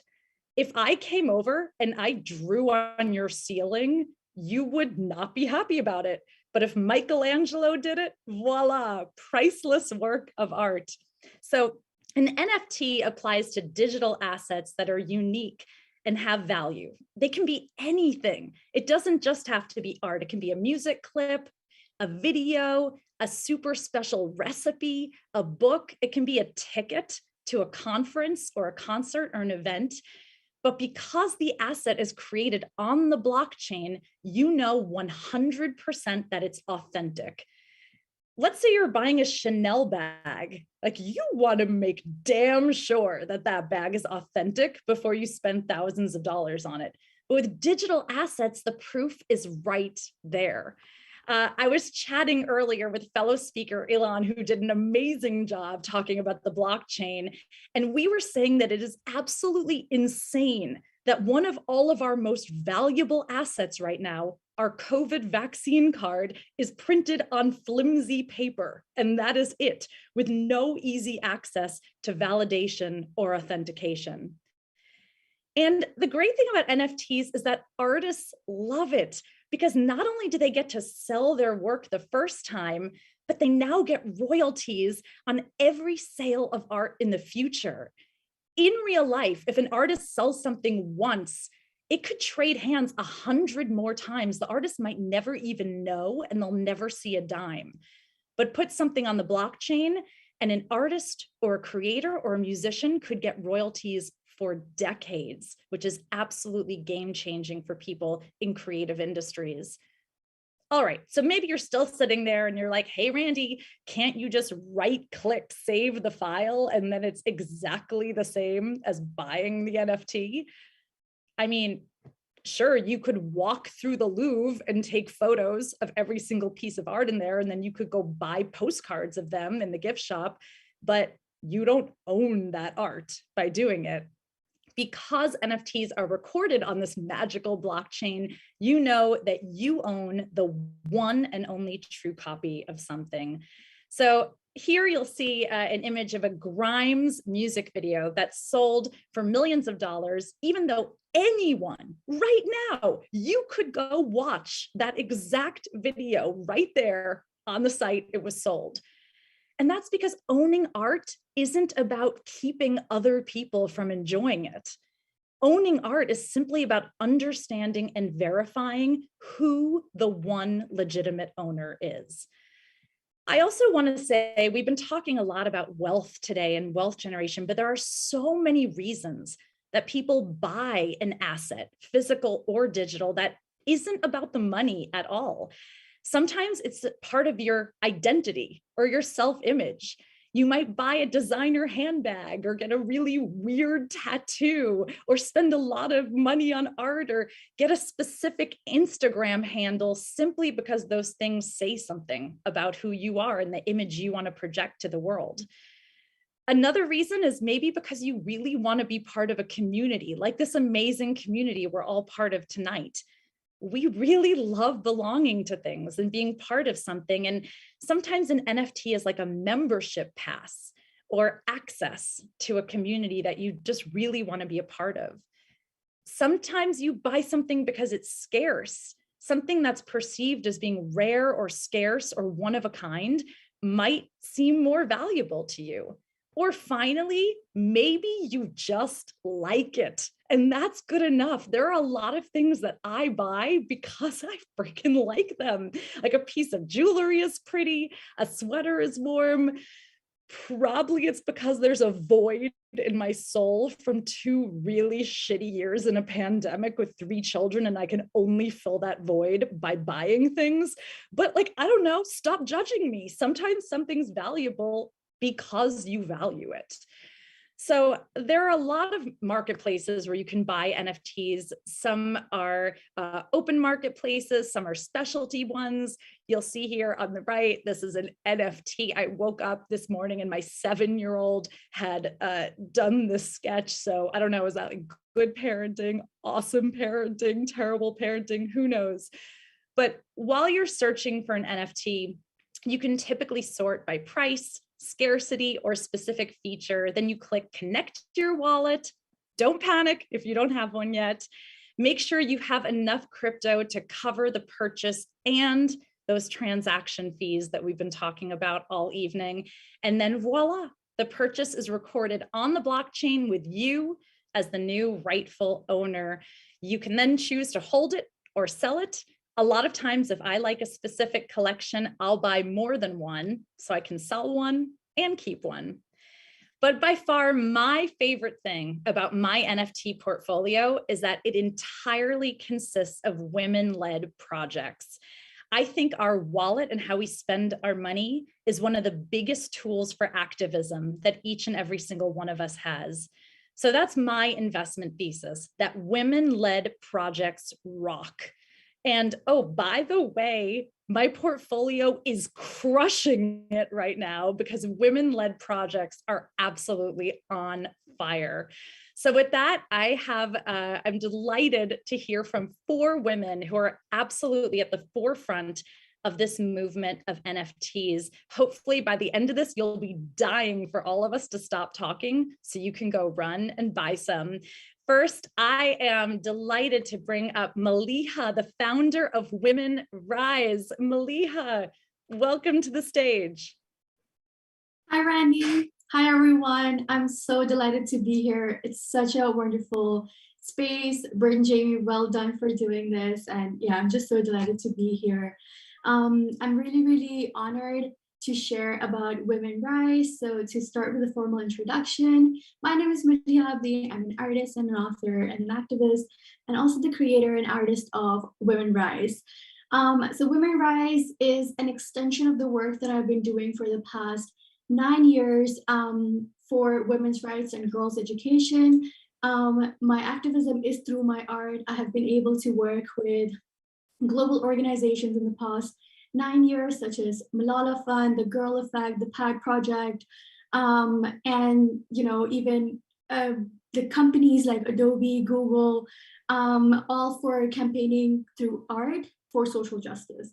And now I'm able to step into the NFT space and just create an extension of that work. And mainly that's because I didn't see myself in crypto. I didn't see myself in like any other like tech or finance space, and NFTs were my gateway. And to many, NFTs may seem like JPEGs or PFP or like a piece of art. To me, it was a gateway into starting a revolution and creating a community. I do want to read something quickly that a fellow BFF, Ilan, just asked. What is something in your life that can be revolutionized by a decentralized and public network? For me, that's girls' education. So even though Women Rise is a collection of 10,000 NFTs that is celebrating and representing women activists, artists, scientists, coders, our ultimate goal is to build the first school in the metaverse for the 258 million children who are currently out of school. So these are not children who are at home studying on Zoom because of the pandemic. They are children who never had a chance to even get an education. 129 million of them are girls. And I am an immigrant from a country where we're one of the top countries where children are out of schools. I have seen this firsthand in my own community as well, and how it doesn't just impact girls' education, but it sometimes leads to child marriage. Even period poverty is an additional factor, women's health, and there's so many destructive things that lead to this, and also through education, we can liberate millions and millions of women and girls around the world. Working on the digital divide at Women Rise is one of the main things that we need to overcome in order to make this school a reality. And it was supposed to be a part of our roadmap too in the project, but we launched on the 26th of November. We recently just got sold out. We're really grateful for that. All thanks to the support of the community. And we have started working on the school. And I just had a conversation with an organization that evacuated 100 girls from Afghanistan. And they may be the first batch of students that will become a part of this school. And so this is the kind of thing that, just because of NFTs that we can create in this space. But again, that's a very small side of things within the Web3 space, because the potential, we don't even know what the space can do.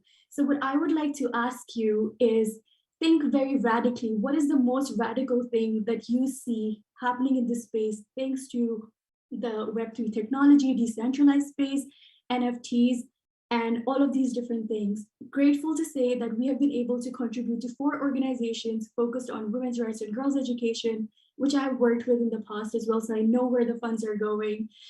They're a very grassroots organization, but that's again just a very, very small part of what Women's Rights wants to do in this space through art, through activism, and through advancing human rights. Awesome. Thank you so much, Maliha. You're so inspiring and such a leader in this space. I now want to turn to Lisa, who's the founder of Boss Beauties. Lisa, tell us about why your collection should be in every BFF wallet. Thank you, Randy. I'm so honored to be here, first of all. So as Randy was mentioning, I am the founder of Boss Beauties. I'm really passionate about mentorship and education, like Maliha is as well. For the past decade, the heart of my work has really been to support young women in college and high school as they design the career of their dreams and really look to find their dream job and pursue their passions. So through my company, My Social Canvas, we've built a virtual mentorship program. We have a global community of women and girls in high school and college from all over the world in 15 different countries. And this is really my passion. We've hosted mentorship events with our community where we've had Olympic athletes, women executives and leaders from companies like Apple and Google, Marvel, NBC Universal, lots of different fashion brands, but really it's about giving access to these young women to meet these mentors and to find internship opportunities and scholarships. So that's my passion. But here's a little of the story on Boss Beauties, because it does fit in with My Social Canvas. So in 2021, actually under 9 months ago, I dove into NFTs and I was a new mom. I had my son Hudson in May. 3 months after I had Hudson, I realized the potential of NFTs and crypto and a lot of what we're talking about tonight with Web3. So you're probably thinking I'm crazy. Many of you think this is crazy, but I decided when I had my newborn, that it was a good time to start Boss Beauties. And Boss Beauties is really an extension of all the work that we've been doing through My Social Canvas for the last decade. And we're so passionate about this work. This is more than an NFT. It's so much more than about an NFT. We're really looking to support young women and mentor them to help them create the career of their dreams. So for all of our BFFs here, I feel like we're BFFs already, right? I just want to invite you to get involved in our work. Ways you can get involved if you pick up a Boss Beauty, but join our community. If you want to mentor the young women in our community, we host lots of events. We're supporting scholarships from a portion of the proceeds from our NFTs. So we'd be so honored and really excited to have you involved.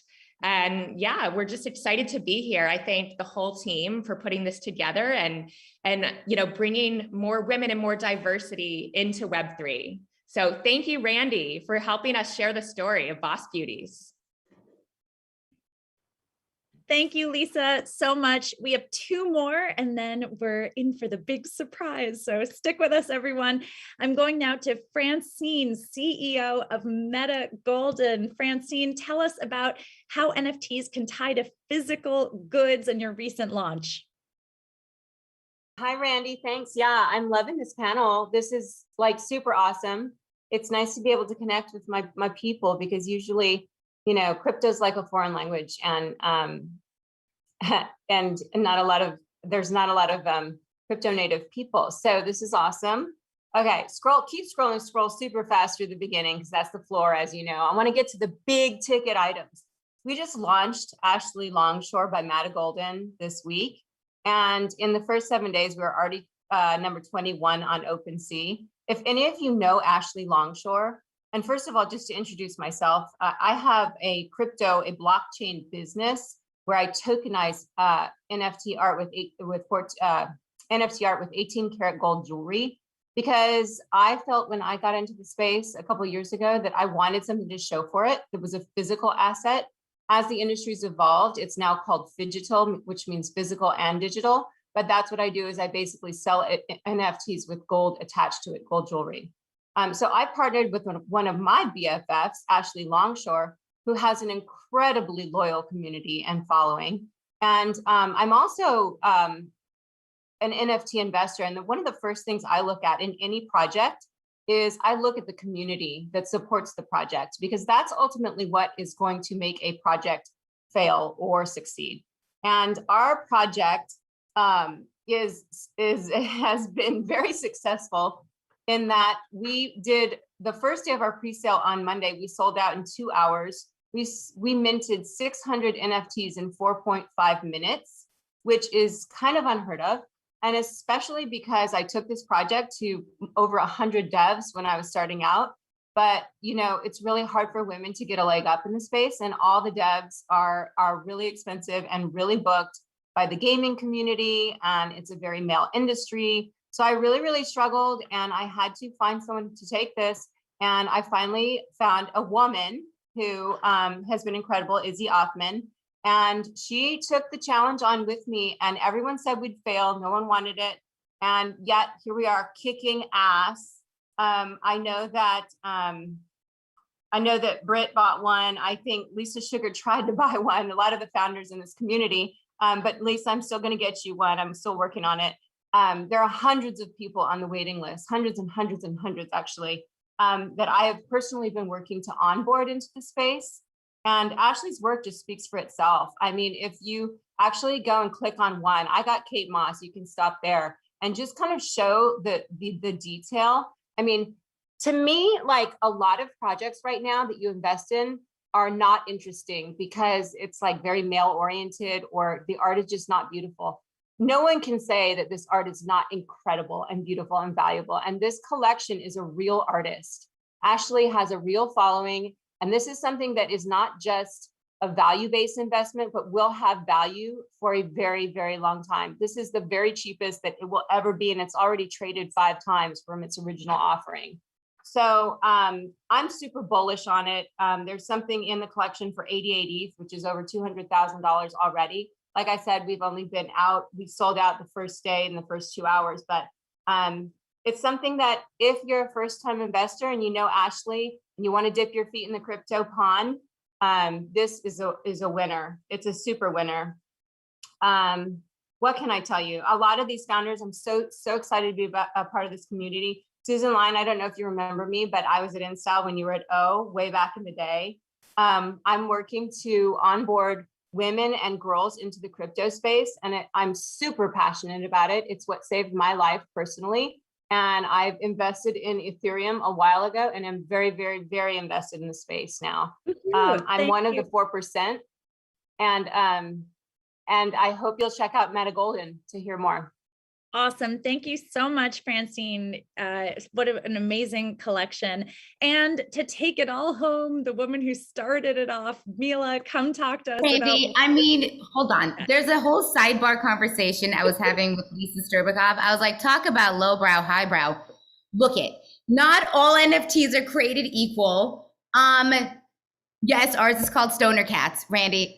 So the first thing I want to say is, and I do want to make this short because I know we're running over, is I don't ever want people going into NFTs thinking that it is an investment. Like it is, don't go into it because you love it, because you think it's beautiful, because it's something that brings you joy, that makes you happy, that gives you some sort of just happiness. I think going into any investment, looking into this as that, the SEC will come after you. So I do want to make this very clear. Do not go into this being like, oh, this is how you're going to make money. Go into this because it's fun, it's great, and you want to be a part of the community and you support the people behind it and you want to invest in the creators or the artists. That's the reason to do it. Okay, Stoner Cats. Why we did Stoner Cats? Because we love the artists. We supported our artists and we realized the artists could not pay their rent. And we tried to figure out a way to make it work with the studio that we had sold this to, and we couldn't. And we were like, listen, crypto community, the NFT community, the Web3 community, the blockchain allows the artists to have royalties during the existence of the artwork, during the existence for us, it's an animated show, and it gives them creative freedom. They have no one over them telling them what and how they can create things. And that was our basis for this. We created a show. With the show, we gave out NFTs. So look at our NFTs almost like merch. It's kind of just like, and here's a poster. And we, our company does a little bit more of, I guess, Web3 production. Like we have a video game, we have a board game, a video game, a card game. We have another animated show coming out in the next couple months. So we're a little bit all everywhere, but all in the world of Web3 and the metaverse. But the next one we're doing is called Gimmicks, and it's a little bit more about wrestlers. But I will say, we do give our money back, okay? So I don't want to be like the asshole here who's like, I'm also saving people. This one is based on our creator's mother who has Alzheimer's. And so a percentage off of this just go to the Alzheimer's Association. And it is based on her mother. And it is a love letter to her mom. And so that is the impetus for this show. But we're you know, Web3 production company. And we love working in this community because we are able to create and write our own rules. And we love everything that everybody's doing, and it's amazing. That's my spiel, Randy. Woohoo! Well, it's a great one. Thank you so much, Mila. So I hope this is just a sampling of just thousands and thousands of projects in the NFT space that you can look at. I hope that after this, you understand a little bit more about NFTs, or at least you understand my enthusiasm for the space. And even without that, the next time that some bro condescendingly goes like, why would anyone spend thousands of dollars for a dumb JPEG? You are ready to drop a serious knowledge bomb. So happy shopping, everyone. And back to you, Britt and Jamie. Thank you so much, everyone that presented in that section. It's so cool to see the diversity. Again, it's not just a JPEG. There are video NFTs, NFTs as tickets, NFTs as all kinds of things. And we've reached the, I think, most exciting time of the presentation. Not to say none of you were exciting, because we loved all of you, but this is one for the community that is participating and tuning in live right now. This is what we have been calling, you know, our big Oprah moment of the show. Oprah, if you're out there, sorry to steal your thunder. Wish you could have spoken tonight. But we do have something to give to all of you that joined us, signed up for our email list, and want to be in the BFF community. And I'm going to turn it over to my co-founder, Jamie, to explain what that is. Hi. Okay, definitely been waiting for this moment. We would not be a Web3 community if we did not have an NFT project, right? So big news, BFF is launching our first NFT collection. It's coming out in March. Super stoked to tell you more about the artist and the whole team behind this. But the exciting news is that we are giving away 10,000 tokens that will unlock early access to our NFT collection. So this means at random, we're going to draw 10,000 names for people to get their token, and we're covering the gas fees. The only thing you have to do is tell us that you want in on the drawing. So basically go to the number that Britt's going to put on the screen, and you're going to text that you want in. We will send you a link to a landing page, and all we need from you is your email address and your wallet address. And if you don't have your wallet address yet, it's okay. We have time. We're going to give you a 48-hour window to get your wallet set up and to go and claim this. We're also going to have a tutorial immediately following this session. So we're stoked. We've been working on this beautiful collection for a while now. Can't wait to share it with the community. And if you want to be the first to get into it, sign up. If you're wondering what early access means, it basically just means that you will have the right to, or the opportunity to purchase these NFTs before they're open to the general public. So when you have an NFT collection that has high demand, a lot of people are scrambling and they're waiting to buy. So with this token that we're going to send to your wallet, you will be the first to be able to access the bigger NFT collection that's coming in March. We're covering the gas again, so there's 0 fees on your end. I love this so much. And I hope all of you are as excited as we are to bring you into the community here. All of the details will be sent to you again if you text Minted to our phone number. This is really us, by the way. We see these messages. So we can text back with you and hang out with you. We will give you, again, 2 days, 48 hours to do this. If you do not have a wallet yet, stay on in just a minute, and we are going to show you how to set one up. But this, I hope, will be really powerful for you, not just to be part of this community, but to potentially do something magical with the NFTs that you own in the future, that we hope you own in the future, and we're excited to reveal what we have in store to you. Really quickly, just as we wrap up here, just to bring it all together one more time, we are owners, we are collectors of so many things. Where is all this all going next? Well, it's going to take several years, right? But prepare to start collecting things. I think you're all going to start collecting things. 2/3 of people, by the way, agree that this is all happening. It's an inevitable future that we will be collecting and owning more digital assets. These are called NFTs. You will use them as part of your digital identity, as your PFP, your profile photo within VR games or experiences that you have instead of Zoom, which we all, I think, could probably do less of. We are also knowing that we're going to join communities of people that like to own the same stuff as we do. BFF is one of those communities. We all have a similar point of view. We all want to learn things together. We all want to participate in this world together. But what other communities might you be a part of? Maybe it's Boss Beauties or Stoner Cats, or maybe it's, the Beyonce community, which I would definitely love to be part of. So as soon as you drop your coin, Beyonce, I'm all in on that. Then you can, of course, use, trade, or sell your ownership in all of this to whoever you want, whenever you want, in much simpler ways than ever before. Imagine a one-click transaction when you buy a car. You guys have probably, if you bought a car before, you know how crazy that is, right? Like all the paperwork, all the craziness. If you bought a house, you get the title, you have all this stuff, right? That all goes to the bank. Not anymore. The transactions are going to get so much simpler, and it's going to be verifiable that who you are, what your identity is, and what you own. We're really excited about that. Last final note, just to bring it all together one more time, Peloton, which I know probably a lot of you have, this was some chatter that was happening this week that is symbolic of what's currently happening and how a lot of the men are thinking about it. But I'm trying to get us ladies to start thinking about it this way as well, right?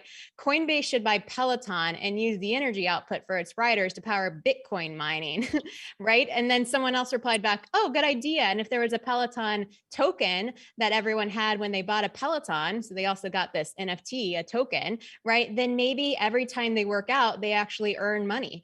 And so you're saving the environment and making people money all at once. Wouldn't that be a cool idea? And this is the fodder that, again, these male communities are having as they're creating what could be ideas for the future. And I urge you, why can't we start having these conversations as well? I think we can. And I think that we should do that together on, I don't know, Discord. That's what BFF is all about, right? We've got so much more to come. We've got more content, education, and community. We've got more earning opportunities of all kinds to come. And we want you to find us where we are, which is on Discord. We have a link to that on our site, mybff.xyz.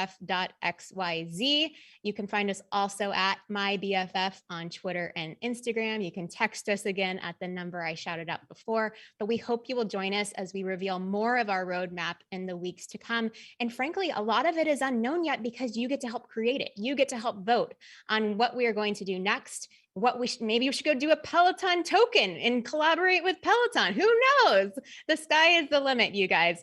So please make sure to join us and stay engaged in the conversation because we are just getting started. With that, thank you for staying a little bit over time. Thank you to all of our participants today. Can I shout out all of my founding BFFs one more time? You give a good wave, goodbye wave, kisses.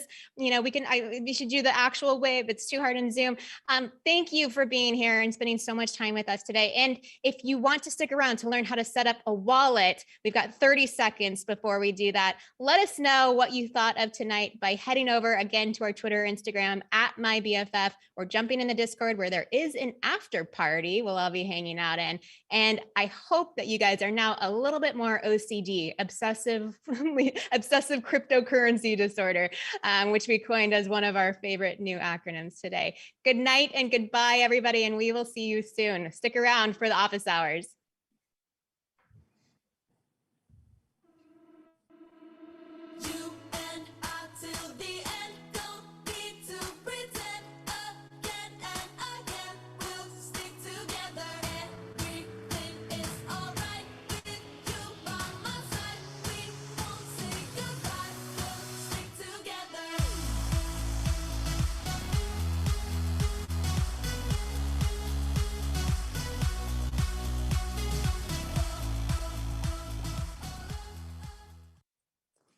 Okay, we are back. For those of you who want to learn how to set up a wallet, I want to introduce my friend Avni to come to the stage, and she's going to help walk you through exactly how to do that. Avni, why don't you come up and introduce yourself?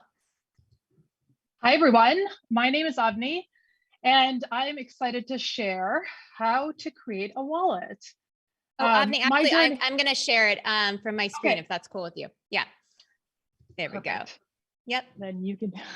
Okay, I'm going to take it back from you. All right, here we go. Sharing, and we're on. Perfect. So my name is Avni. I'm the founder and CEO of a company called Milo. My journey to tech has, I was a non-technical founder that started a tech company, and I found myself super intimidated by software and code. And slowly I learned how to just make small steps to get into building software and becoming more technical. My journey into crypto started a couple of years ago when my former co-founder introduced me to cryptocurrencies. And so I bought my first Bitcoin and Ethereum. And then maybe about a year ago, I created my own wallet. And so slowly each of these different steps helped me enter this world that I didn't really still understand, but started to get more comfortable in exploring. So in the next 10 minutes or so, I wanted to walk you through how to create a wallet. And so if we want to click forward, that's me. And I have recently gone on a buying spree. I think what you'll find is that once you get comfortable with it, and once you get a wallet and start getting set up and you start seeing all these incredible projects, it becomes really, really amazing to be able to then go collect all of these amazing assets. So quick agenda, we're going to cover what's a wallet and why do I need one? What are the different kinds? Ariel already covered a bunch of this stuff, so I'll just cover it really lightly. What are some security things if you want to be trying to follow along today? And then we'll actually go step by step into creating a wallet. And I believe we have a brave volunteer to be able to actually do it step by step. So I'll take it from there. So first, why do I need a wallet? I think it was already covered, but I think one of the interesting things for me, when I came into it, I thought it was just a thing to hold my money. I think one of the more interesting things is the way to also access Web3 enabled assets and this other word called dApps, which is decentralized apps. We already saw this graphic, but I think it also makes it just so intuitive. About Web 1 was a lot about user password. Web 2 was about clicking into existing platforms. And then Web 3, I'll also demo this, is really this seamless one-click connect your wallet. And these websites and these dApps are able to then talk to your wallet and then customize and personalize the experience for you. So there are a couple of different wallets that we've already talked about. The first are these hot wallets. It's software, whether it's mobile, web, desktop. They're connected to the internet. And the big great thing about this is that they're easy to use and access. The other cold wallets, and I've got one here, these are hardware, they're offline, they're more secure. And in general, they're used as you're starting to think of when you're holding a little bit more cryptocurrency.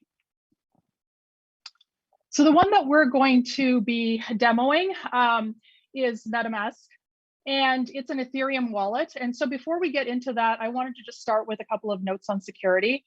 You definitely want to be setting this up in a private place. So no cafes or private or public spaces.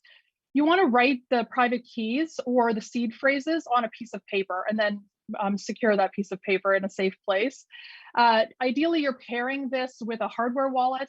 And then look out for phishing scams, which I'm sure folks can get into what to look out for with those, but never again share your private keys or seed phrases or anything like that. Okay, let's get into this. So, so here's also just a quick guide on wallet security levels. I found this. Twitter ends up being a really great resource. If you start following amazing people, they'll also share some of this learning as you go. So beginner, some suggestions on using like a hot wallet. As you get intermediate, larger amounts, and advanced, you can start thinking about how to use different hot wallets and cold wallets to manage that. Okay, so at a high level, we'll go into how to create a wallet. The first one in general is pick the right wallet for your needs. So that's, you're going to look at whether it's an online software hot wallet or a cold one. We're going to be focusing on Ethereum, but if you are looking at other projects that, for example, on Solana or other protocols, you'll need different wallets. So just to be aware of that.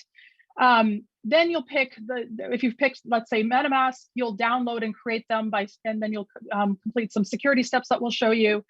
And then the last step is you've got this wallet. And if you're wanting to then transfer, if you've bought some of your ETH on, let's say, Coinbase, you want to then transfer it from Coinbase to MetaMask so then you can do your transactions. Now let's walk through each of these steps. And like I mentioned, so you'll pick the right wallet for you. You're thinking about the protocol and the currency. You're thinking about what use cases are you wanting to use this currency and this amount for, and then the general asset amounts. So this, we're going to be walking through actually doing this, but I wanted to give folks an overview so you feel comfortable with what the screens are, what all the words are. So you'll go to the website. When you click download, it'll say something like welcome to MetaMask. You'll have the option, if you already have a wallet, then you can also have it set up on another device, but you'll generally be here where it says let's get set up. You'll be asked to create a password. And then the last part will be a secret recovery phrase. And this is that seed phrase that here, you'll click that, you'll write those words down, and then you'll be asked to repeat them and enter them. And so all of this is just to make sure that it's very secure, and the seed phrase is the thing that you don't want to share with anyone, that you want to write it on a piece of paper and keep it in a secure place. And then the last step is going to be where you're going to go to wherever you've purchased your cryptocurrency, like Coinbase, and then you'll go to send and receive. It'll be a screen like this, and you'll enter if you're transferring it to your wallet, you put your wallet address, and it's going to be this kind of, it'll look like this 0x and then a long string of numbers. You'll put that address in there, the amount that you want to put, and then you kind of continue. So just to give you a sense of what are the different steps, it looks kind of intimidating because of course you want to make sure that things are secure. There are a lot of pieces of information, but just to walk you through, it's generally about picking and finding a wallet, creating it, and then thinking about how you want to move assets from the different places.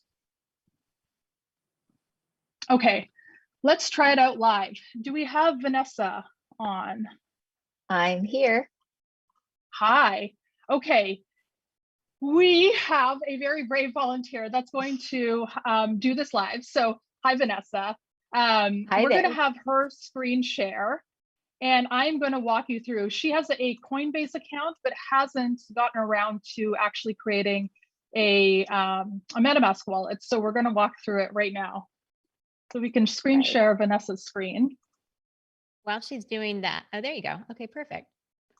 I was just going to say that while she's getting set up here, hi everyone, Britt again. I want to make sure that you know there are many types of places you can go set up your bank account, your crypto bank account. Coinbase is one of them, but there are literally, I mean, I think hundreds at this point. Coinbase though is very reputable, very familiar, and MetaMask is one of the best wallets, but there are all kinds of wallets that you can use as well. So like Avni said, the first step is to make an account on Coinbase, which Vanessa has done. So now that she's set up an account, we're going to show you what comes next. Back to you. Yeah, that's a great point. And the other point I wanted to make was when you're creating either a Coinbase account or MoonPay or any of these types of accounts, it is a classic financial institution. So there are going to be lots of different checks and balances.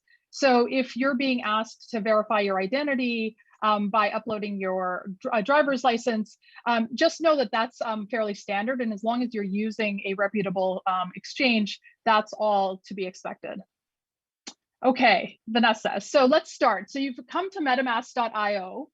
You're going to click the download button there. And the way that MetaMask works, it's a Chrome extension. So it should take you to, yeah, install MetaMask for Chrome right there. And so this is your classic, yep, it'll ask you all the permissions here and add your extension. And so just like most of us are used to kind of doing that part.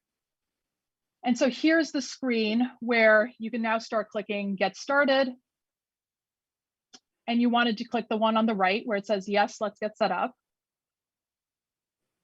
And again, when you're doing this for yourself, please read everything so you're aware of all the different steps that you're doing. A lot of this talks about the security steps, the things that you don't want to be sharing out with anyone.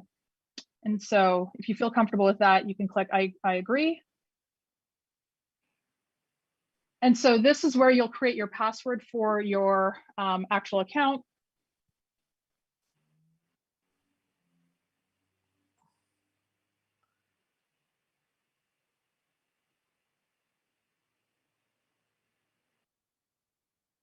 So this is a lot about securing your wallet. You can watch the video. There's a lot of the tips along the side. You're never sharing this. You're storing it in a secure place. If you feel comfortable with that, you can click next. Okay, so I'm going to ask you to go off video for right now, because this is the part where you're going to want to write down. You want to click that box. You're going to want to write down those phrases. And I think it's about, for other folks, I think it's 12 words, if I recall correctly.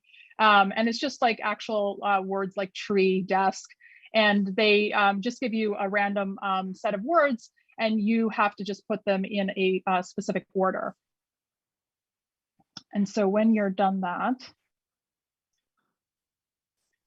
feel free to let me know, and you can just click next. Almost there. Perfect. And then she'll be putting them back in. So she'll write them down, and then she'll be asked to put them back into a box in the right order, so that she can confirm that she actually has the seed phrase in the right order.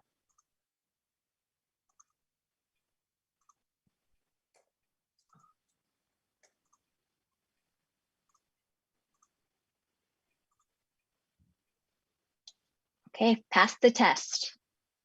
Perfect. And if you want to reshare. Okay, perfect. And so this is all done. So now you have your wallet, and if you actually click up there, so you can click out of this. So this is your wallet. So it says account one. You can rename it because sometimes people have different wallets for different purposes. But the number underneath it, where it says 0xD7E, that's your actual wallet address. That's your public key. So if someone says, like, drop me your ETH address, or when to claim this NFT giveaway, which we're all excited about, you're going to want to share your wallet address. This is the number. This is the key that you're going to want to share. But then when you go on to the Coinbase side, you're going to also add that address into that screen where it says, what is the destination that I'm going to be sending this money to? Once you've done that transaction, you'll actually see that amount come up, pending all the different transaction fees and the gas fees. You'll see that ETH sitting here in this ledger here. And so then when you connect to your different, the different projects, if you're trying to purchase an NFT, you'll be able to see, what's the balance in your wallet, and you might need to transfer more, et cetera. But just to give you a little bit of a sense of what's to do here, if you want to send it, if you want to swap it to another coin, you can do all of those different pieces. But just to give you a general sense of the functionality, you, congratulations, now have a MetaMask wallet, and you have an address, and you're all set to go. Fantastic. Thanks so much. And I wanted to just screen share one last thing. Well, actually, Britt, if you can pull up the slides.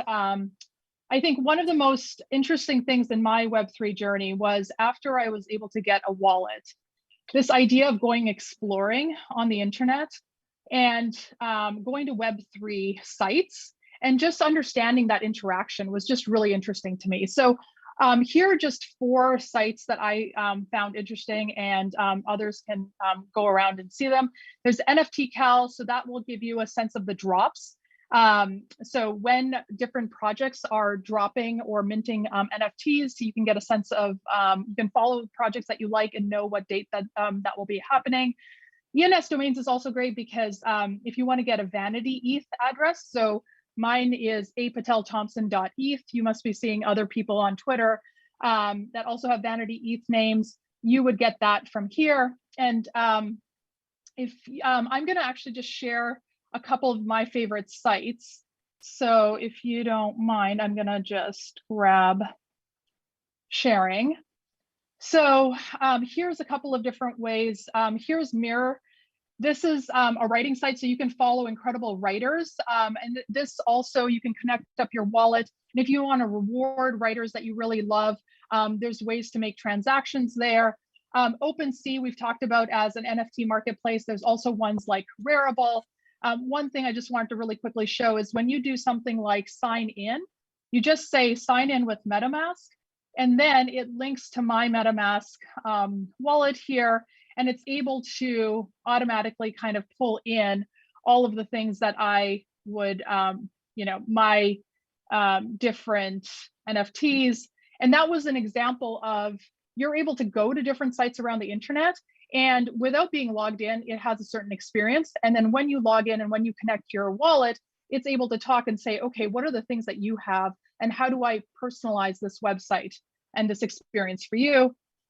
Same thing, Mila talked about Stoner Cats, because I bought one of these. This one, in this case, gives you access to actually watch these episodes. And so again, this is a thing about connecting your wallet that gives you access to another set of experiences. The ENS app we talked about, if you want to look up, let's say, if somebody has a name and you want to be able to get it, this one, you can just like start typing in different addresses and see if it's available. If it is, then how much it costs, and if you want to be able to get that. And then other wonderful projects like, you know, World of Women. Again, if you have one of these NFTs, you can then connect on these sites with connecting your wallet, and then get access to your personalized experience. So the incredible thing is, yes, having a wallet is important because you want to store your cryptocurrency securely. But I think it's also incredible that if you don't actually want to, if you just want to kind of sit on the sidelines and kind of play around a little bit, creating a MetaMask wallet is free. You can go do that right now. And then the ability to, you know, either be gifted NFTs or be a part of some of these drops is a really nice way for you to just start playing around with some of the Web3 sites out there. So hopefully that was a quick overview on how to get yourself a wallet. And if there's any questions, we can follow up in the Discord. Well, that was amazing. Thank you, Avni. And I'm on YouTube fielding lots of questions and comments. And I hope this was sort of valuable. So I'm just going to answer a few that I'm seeing pop up, which is like, why? So I need a Coinbase first and then a MetaMask. Yes. So the example is, it's like, you need to go get your bank account, and then you're going to like open a credit card or a PayPal account or something on top of that. So you do need 2 accounts. Coinbase also has Coinbase Wallet if you'd prefer to keep it all Coinbase. And like I said, there's a million other wallets out there that are really great, and a million other Coinbases where you can buy, you know, create an account to store your crypto. The next question I heard was, where do I find my Coinbase address, my wallet address, or my MetaMask address? You know, typically it's a weird number that starts with a 0. It's 42 characters. And MetaMask, it's pretty obvious. It's just on the home screen, and you can click to copy it. On Coinbase, you have to slide a few times into your settings to find it.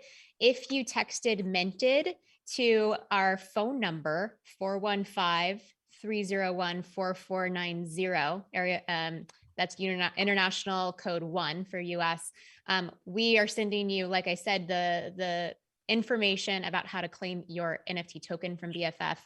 In addition to that, we also have on that page more information about how to set up your wallet that links out to a lot of these different platforms and shows you exactly where on Coinbase also you can find your wallet address. There's actually an animated GIF that walks you through it. So hopefully that's helpful. The other thing to know is all of this is recorded, and we are going to be distributing it back to you guys to watch and rewatch again if everything didn't make sense yet. We also are here to do tech support and user support for you if you DM us on Twitter, in Discord, in our BFF Discord channel, which we have a link to, we can drop in, as well as on Instagram. We are manning DMs and happy to try to help you. Like I said, we want you guys to learn how to do this. I think once you have a wallet, the possibilities are endless. You're going to use it for years to come, I promise you.